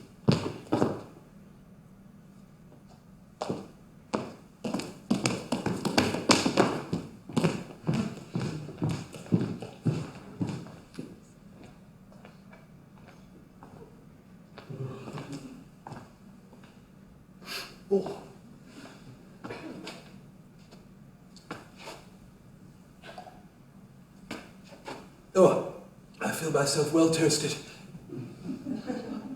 Rubbed.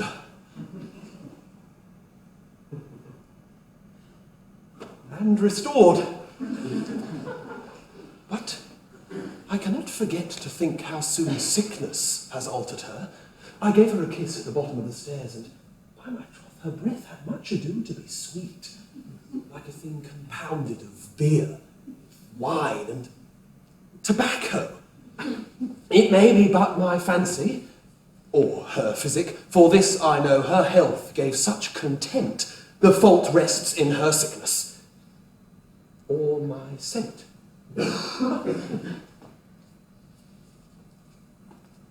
How now, sweet wench?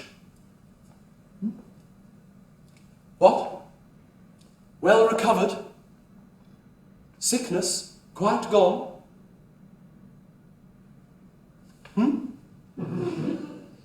Wench? Speak! Frank Gulman? Where? Body of me, what's here? My casket, wide open, broke open, my jewels stolen! Why, Gunwater? Anon, sir. Come hither, Gunwater. That was small matters, sir. Here! I'll find a time anon. Now! Your worship's busy yet. Now! Make me blush, your faith. Where's this creature, sir? What creature is it that you'd want, sir? The worst that ever breathes. Where didst thou leave her, rascal? Who? Your recreation, sir. My execration, sir. Well, where I was wont, in your worship's closet. Pox engrosser. It appears too true. See you this casket? Huh?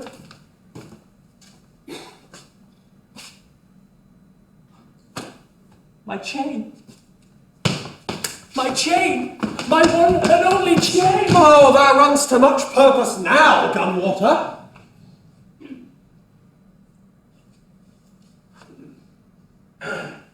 Yea. Is not a queen enough to answer for, but she must join a thief to it? A thieving queen? Oh, I've done with her, faith. By my troth, I would have pawned my life upon it. Did she lack anything? Was she not restored? Nay, and liberally. For that's an old man's sin. We'll feast our lechery, though we starve our kin. Is not my name Sir Bounteous? Am I not expressed there? Fie. But say I should complain. Marsford, the judges will but laugh at it and bid the old fellow pay for his lechery. That's all the amends I'll get. I've seen the same case tried at Newbury, the last assizes. No. Things must slip and sleep. Because whilst I live, I'll neither love nor trust her. I have done with her. I have done with her. I have done with her, if.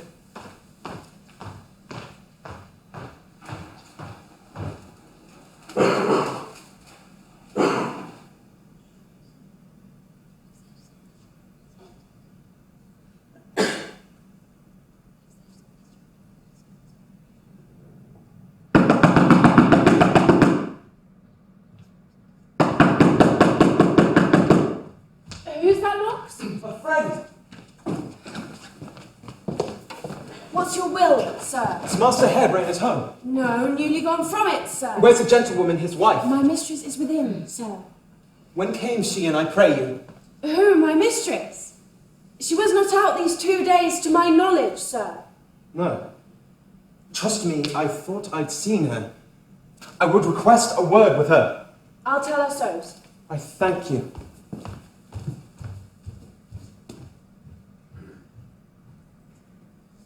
It likes me worse and worse. Why, how now, sir? 'Twas desperately adventured. I little look for you to the morrow. No. Why, what made you at my chamber then, e'en now? I, at your chamber? Dissemble not, come, you were there. By my life, you wrong me, sir. What? First, you're not ignorant what watch keeps over me. And as for your chamber, as I live, I know it not. What disturbs you, sir? Then was the devil in your likeness there. The very devil assumed thee formally.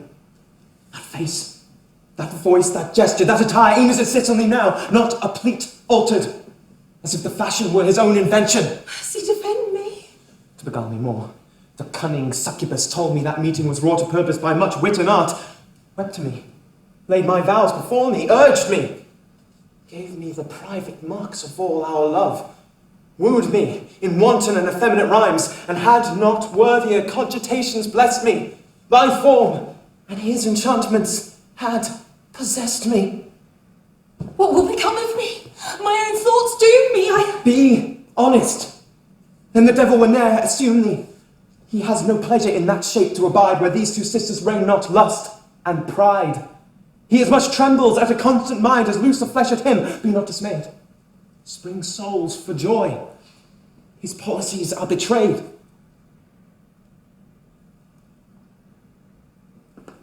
Forgive me, Mistress Harebrain, on whose soul the guilt hangs double. My lust and thy enticement both I acknowledged, and therefore it appeared to none but me, to whom both sins inhered. What knows the lecher when he holds his whore, whether it be the devil his parts adore? They're both so like that in our natural sense I could discern no change nor difference. Small marvel then, time should so stretch and turn, none for religion or for pleasure burn. There's nothing but our virtue knows a mean. He that kept open house now keeps a queen. Live honest and live happy. Keep thy vows. She's part a virgin whom but one man knows. Embrace thy husband, and beside him none. Having but one heart, give it but to one. Oh, heaven has touched you nobly. How it shames my virtue's slow perfection. She must be without soul that should deny thee. And with thy reverence, I receive thy gifts as they were sent me. I vow it on my knees, with tears true bred. No man shall ever wrong my husband's bed. Rise, I am thy friend forever. And I thine forever and ever. Let me embrace thee, son, whom I will love, even next unto my soul, and that's my wife. Two dear rare gems this hour presents me with, a wife that's modest, and a friend that's right. Oh, I to suspect and fear, now take your flight. How short my sleep of sorrow seems now to me, to this eternity of boundless comforts. Kind sir, your office here appears so honourably, so full of hallowed goodness, grace, and worthiness. I never took more joy in sight of man than in your comfortable presence now. A happy inward peace crown both your joys. Here now are none but honourable friends. Now, the news. Sir Bounty's Progress, sir, invites you and my mistress to a feast on Tuesday next. His man attends without. Return with both our willingness and thanks. I will entreat thee, sir, to be my guest. Who? I, sir? Faith, you shall. Well, I'll break strife. A friend so rare, I'd sooner part from life. Oh.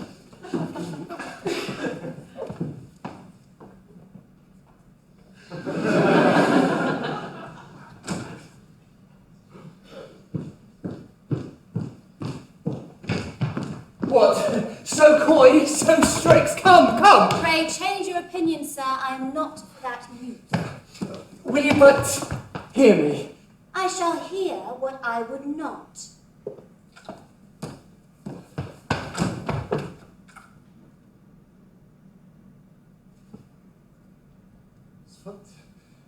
This is strange.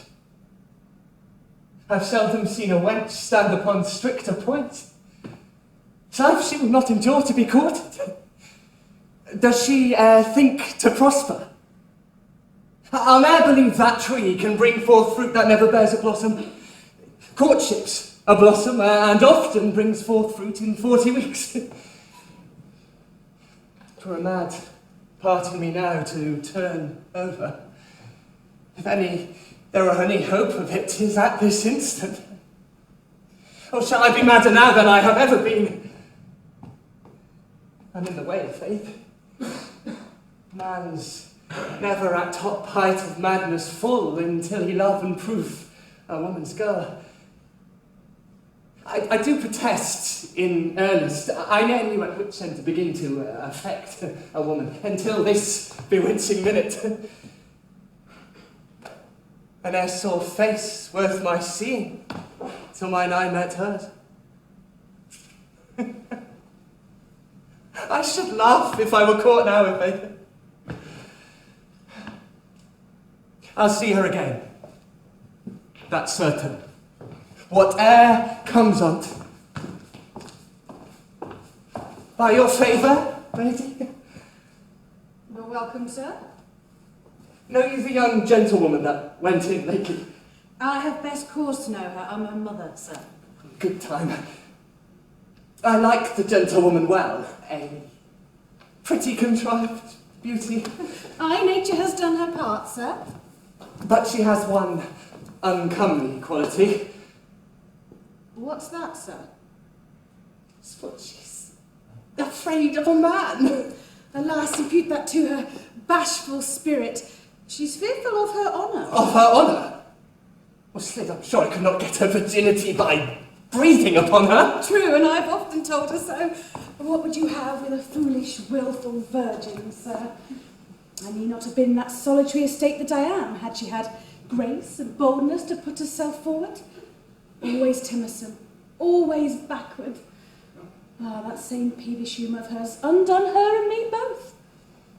Good gentlemen, suitors, the jewels, the jointures that have been offered her. We have been made women forever. But what was her fashion?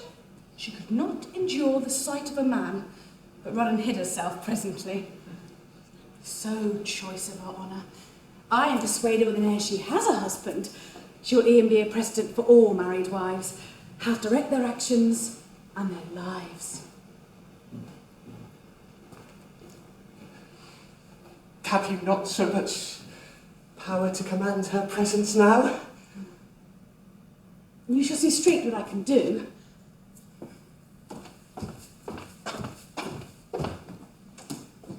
Come.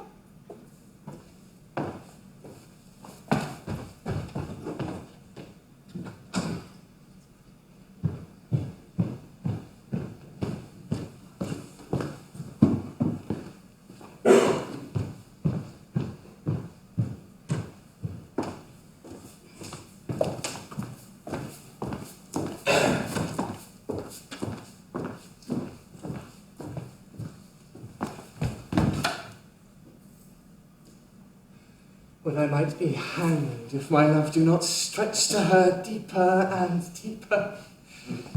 Those bashful maiden Hubers take me prisoner. When there becomes a restraint upon flesh, we are always most greedy on them. Give me a woman as she was made at first, simple of herself, without sophistication like this one. I cannot abide them when they have tricks, set speeches, and artful entertainments. If e'er I love, or anything move me, 'twill be a woman's simple modesty. Pray let me go. Oh, Mother, what do you mean? Oh, I beseech you, Mother. Oh, great glory it is to overcome a poor and wonder of our time sits in that brow. I ne'er beheld a perfect maid till now. Thou childish thing, more bashful now art wise. Why dost thou turn aside and drown thine eyes? Come, fearful fool. There's no temptation near thee. Art but ashamed that any flesh should fear thee. Why dost pawn my life? The gentleman means no other but pure and honest love to thee. How say you, sir? By my faith, not I, lady. Hark you there? What think you now, forsooth? What grieves your honour now? Or what lascivious breath intends to rear against that maiden organ, your chaste ear? Repent you now of your opinion past. Men love as purely as you can be chaste. To yourself, sir. The way is broke before you. You have the easier passage.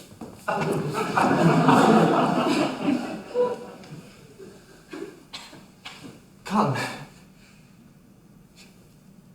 Erect thy happy graces in thy look. For I am no curious wooer, i' faith, but I love thee honourably. How mean you that, sir? But as one loves a woman for a wife. Has the gentleman answered you? I do confess it truly to you both. My state is yet but sickly, but I, the grandsire, will make me lord of thousands at his death. I know your grandsire well. She knows him better. Oh, why then you know no fiction. Nay, daughter, he says true. What is the match? Why so? Clap hands and lips.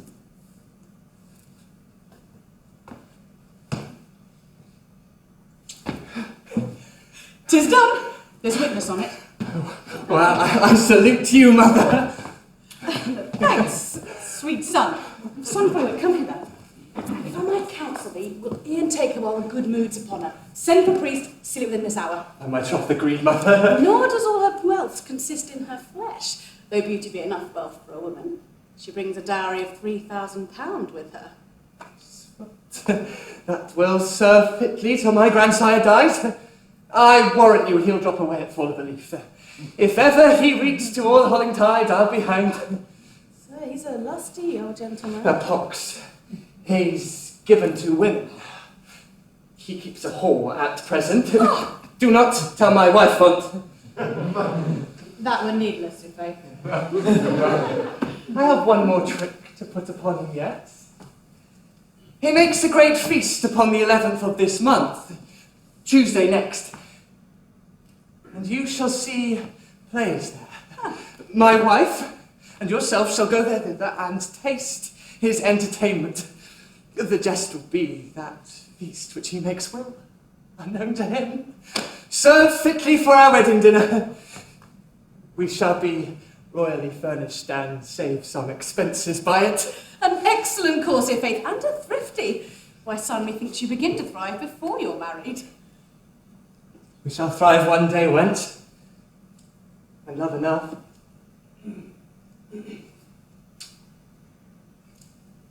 Between our hopes, there's but a grandsire's puff.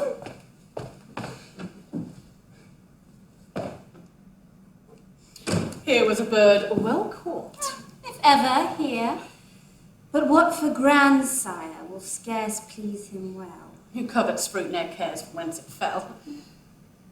Thou hast married youth and strength and wealthful fall. Last, thou made honest. And that's worth them all.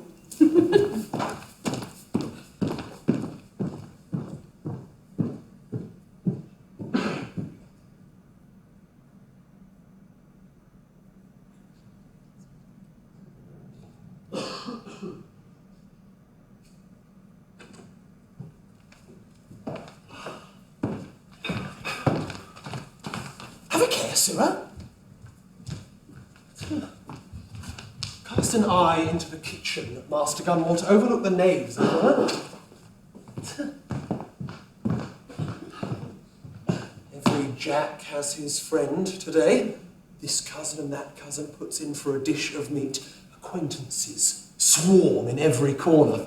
A man knows not till he makes a feast how many varlets he feeds. But I think they smell my kitchen 7 mile around, Ah, Master Shortrod and his sweet bedfellow. You are copiously welcome. Sir, here's an especial dear friend of ours. We were bold to make his way to your table. Thanks for that boldness, ever good Master Shortrod. Is this your friend, sir? Both my wife's and mine, sir. Why then, sir, compendiously you are welcome. In octavo, I thank you, sir. Oh, excellently retorted, i' faith. He's welcome for his wit. Walk in, sweet gentlemen, walk in. There's a good fire in the hall. You shall have my company instantly. You shall indeed. There are certain players come to town, sir, who desire to perform before your worship. Players? By the mass, they're welcome. But for certain players, there thou liest, wench. They were never more uncertain in their lives. Now up, now down. Go, call them. How fitly the Horsens come upon the feast. Troth, I was even wishing for them. They'll grace my entertainment well. Welcome, welcome, friends. The month of May delights not in her flowers, more than we joy in that sweet sight of yours. Oh, excellently well acted. I perceive he's your best actor. And come, whose men are you, I pray? Oh, we serve my lords much, sir? My lord Omuch. By my troth, the welcomest men alive. Give me your hand at once. That honourable gentleman lay at my house in a robbery once, and took all quietly, went away cheerfully. I made a very good feast for him. Some bastard for these players, huh? But come, where be your boys? They come along with the wagon, sir. Good, good. And what play shall we have, my masters? A pleasant, witty comedy, sir. Aye, a comedy. So I and my guests may laugh a little. What's the name of it? 'Tis called The Slip, sir. The Counterfeit. The Slip? Ooh, by my troth, a pretty name. And a sly one. Well, go all and slip into it as fast as you can. Cover a table for these players. Some sherry for my lord's players. This will be a true feast, a right mitre supper. Come, come. All lights.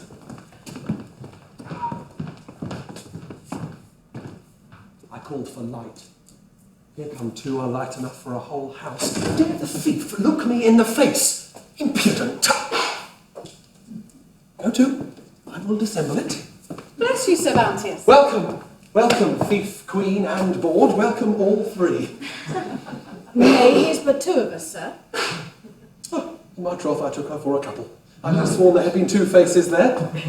I'll make it hold, sir. My daughter is a couple. She was married yesterday. Oh, buzz. Nay, to no buzzard neither, a right hawk, whene'er you know him. Away, he cannot be but a rascal. Walk in, walk in.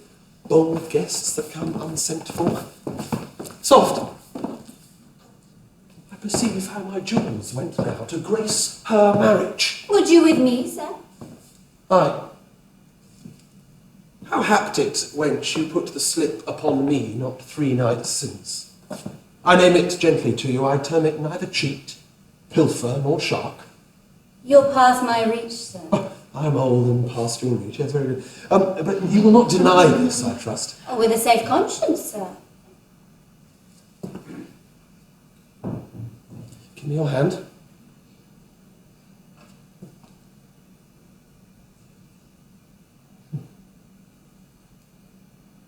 Fare thee well. I have done with her. I have done with her. Give me your hand, sir.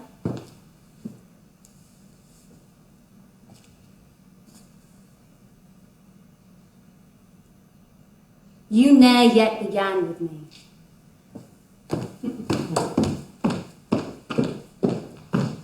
Oh, audacious age. She denies me and all when on her fingers I spied the ruby sit that does betray her and blushes for her deed. Well, there's a time for it. All's too little now for entertainment. Feast, mirth, aye, harmony, play and all, a jovial season. Ah, how now? Are you ready? I have a suit to your worship. We could do all for the light of action, sir, both for the credit of your worship's house and the grace of our comedy, sir. Come to me, what else? Well, for some defects, as the custom is, I would be so bold as to require your worship's assistance. Oh, with all my heart, what is it you need? Speak. One's a chain for a justice, sir.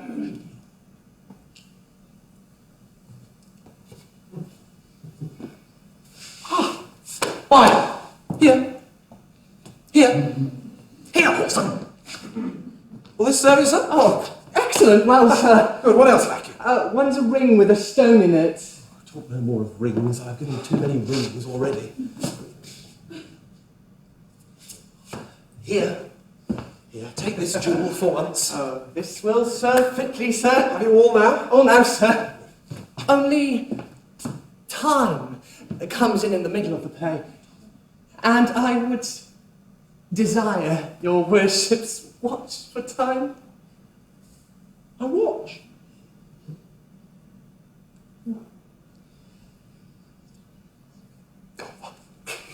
With all my heart.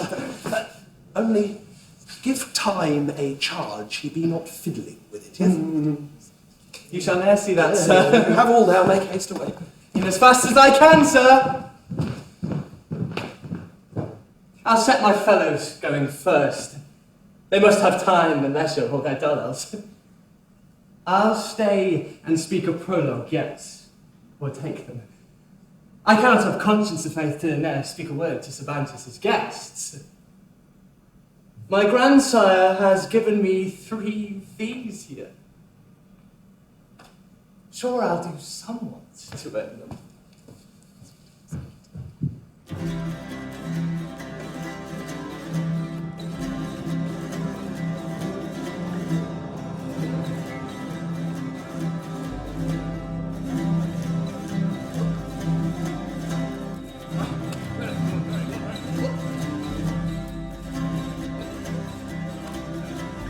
More lights, sir. And more chairs. Ah, good.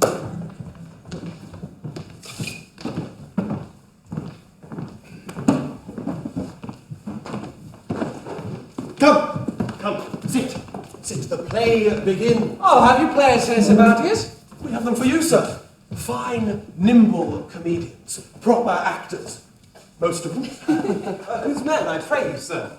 Ah, there's their credit, sir. They serve an honourable, popular gentleman entitled my Lord Omuch. Oh, how is the comedy called, Sir Bounteous? Marry, sir, the slip, the counterfeit. And here the prologue begins to slip in upon us.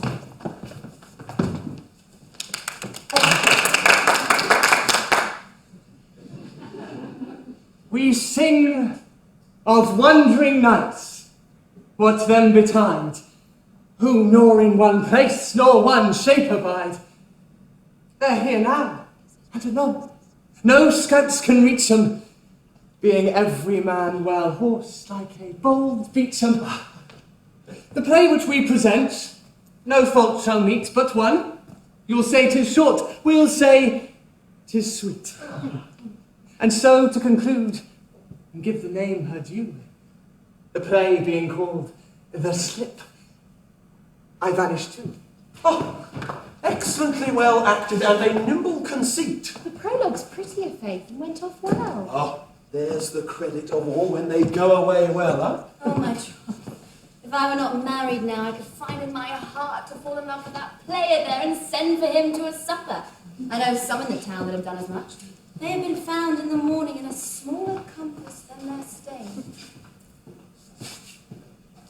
Passionately, where be these plays? Will they not come away? Methinks they stay too long. Oh, you must bear a little, sir. They have so many shifts to run into. Excellent. The plot's betrayed. All will come out. Yonder my rogues come taken upon suspicion and brought in by a constable. I was accursed to hold society with such coxcombs. What's to be done? I shall be shamed forever. My wife here and all our books. By this light, happily thought upon, the chain. Invention, stick to me now and fail me ever hereafter. So, Life, I say, where be these play? Oh, are you come? Troth, it's time I was even sending for you.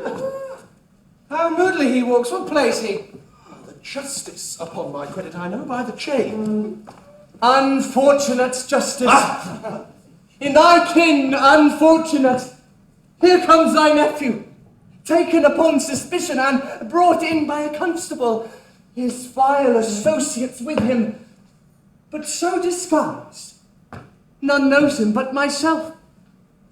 Twice have I set him free from officers' fangs, and for his sake his fellows. Let him look to it. My conscience will permit but one wink more. Shall we take justice winking? For this time, I have begotten means to work thy freedom, though hazarding myself.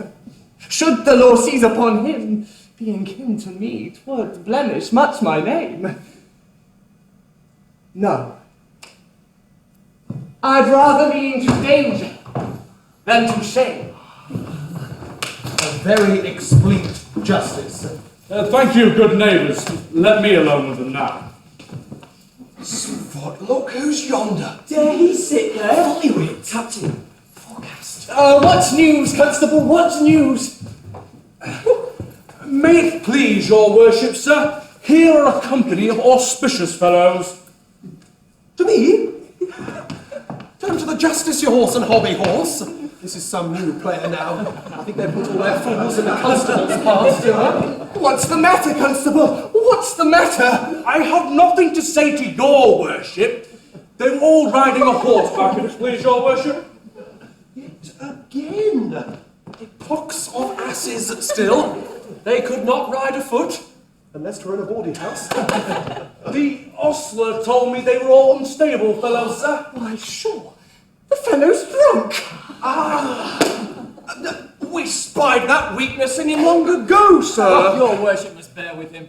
The man is much o'erseen. Only in respect of his office we abate him, both to appear conformable to law and clear of all offence. I protest, sir, he found us but a horse. Oh, what he did. That's all, and all he can lay to us. You were not all riding away then? Being a horseback, that must needs follow. Well said, Justice. He has his kinsman well, huh? Do you bring men before us for riding away? Are your wits steeped?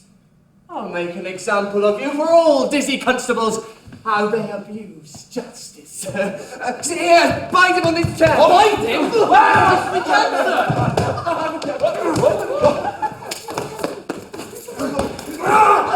Get him! Oh, gentlemen, thieves! A gag will help this, sir. Keep less noise, you knave.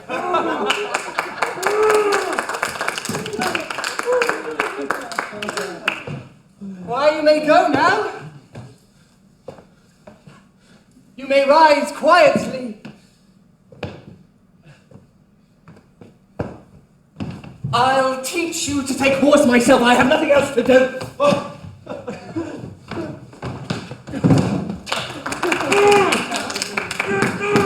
by my troth, the maddest piece of justice that ever was committed. I'll be deceived if it's not a merry comedy and a witty, sir. Alas, poor constable, his mouth open and never a wise word. Faith, he seemeth wisest when he gapes and says nothing. He turned and told me his tale like an ass.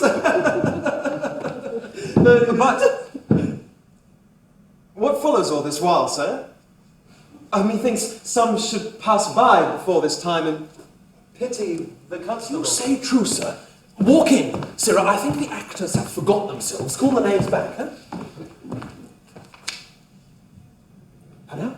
them, can they? Alas, and please your worship, there's not one of them to be found, sir. Well, Not a man nor horse, sir.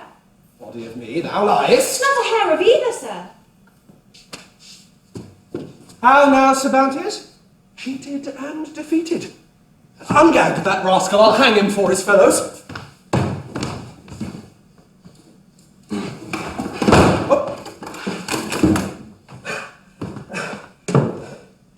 Did not I tell your worship this before?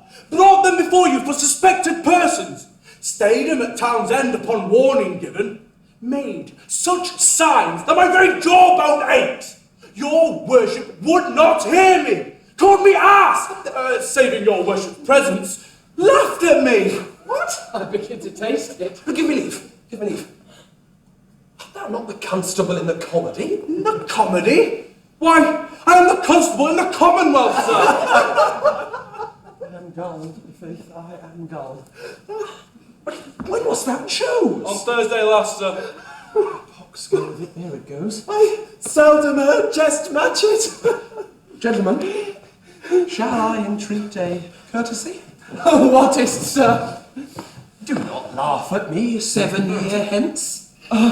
Well, we should betray and laugh at our own folly then, for none here but was deceived in it. There's some comfort yet. It was featly carried. They said they'd play the slip. They were men of their words. I commend their wits. I hope the justice will not run away in this fashion with my chain. What, sir? Aye. Besides a jewel, and a jewel's fellow, a good fair watch. So what did you mean, sir? Methinks Lord O'Much's players should not scorn me so in faith. They will come and bring all again. I hope. It's but a jest, certainly.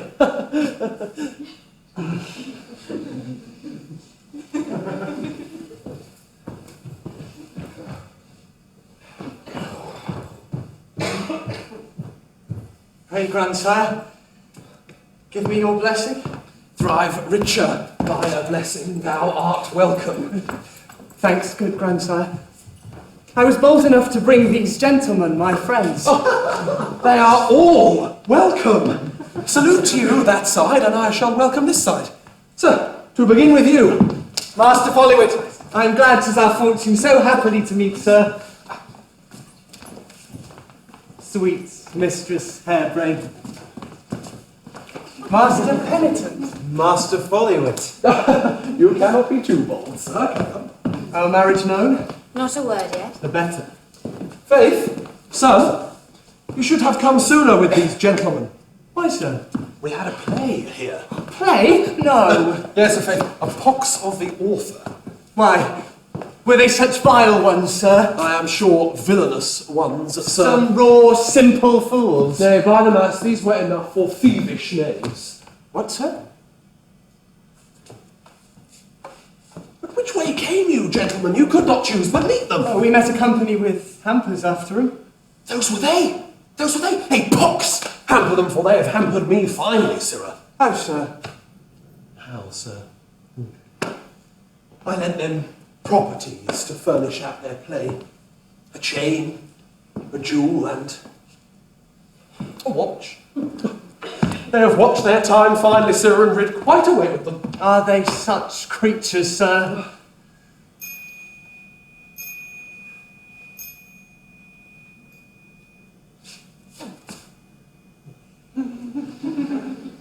Hark, gentlemen, there's my watch come again.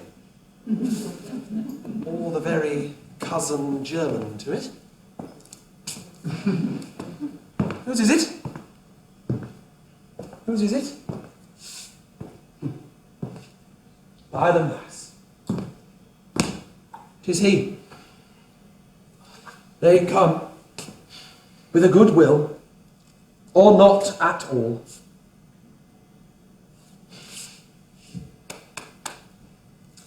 A peace, gentlemen. Great or small? At once I have drawn Jane? Jewel?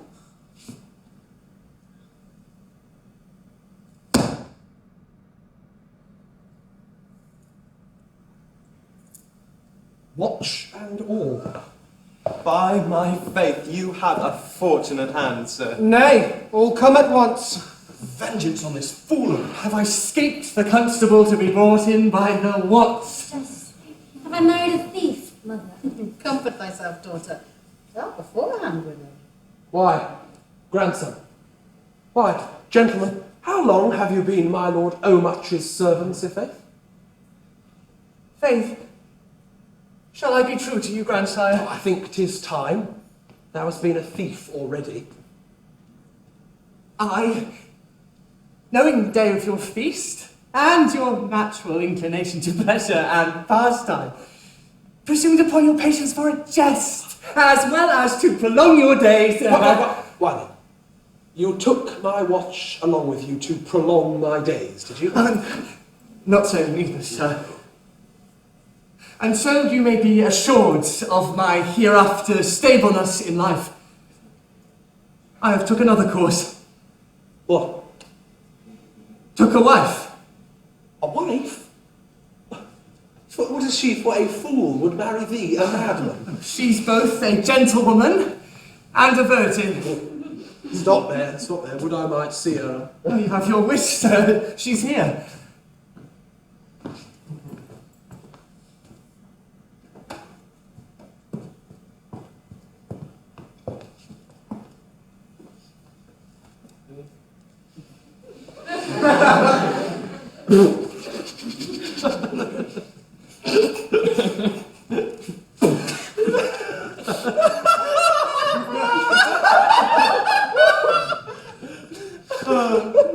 Fine.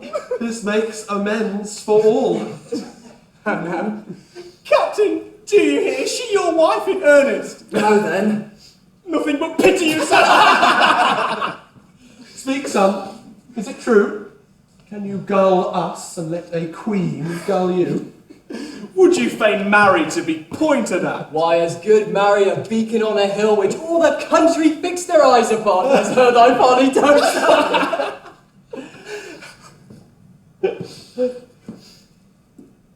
What I have been is past. Be that forgiven. And I have soul both true to thee and heaven. It's come about. Tricks are repaid, I see.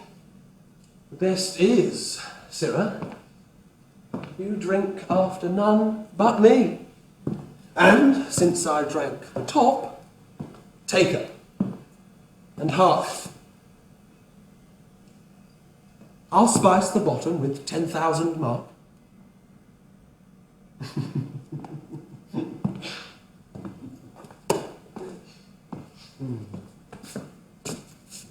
By my troth, here is as good a cup of nectar any bachelor would wish to sip at.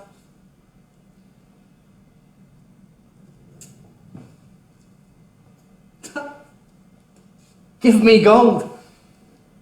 It makes amends for vice. Maids without coin are cordials. Without spice. Come, gentlemen, to the feast. Let not time waste. We have pleased our ear, now let us please our taste. Who lives by cunning, mark it his fate's cast. When he's gulled all, then is himself the last.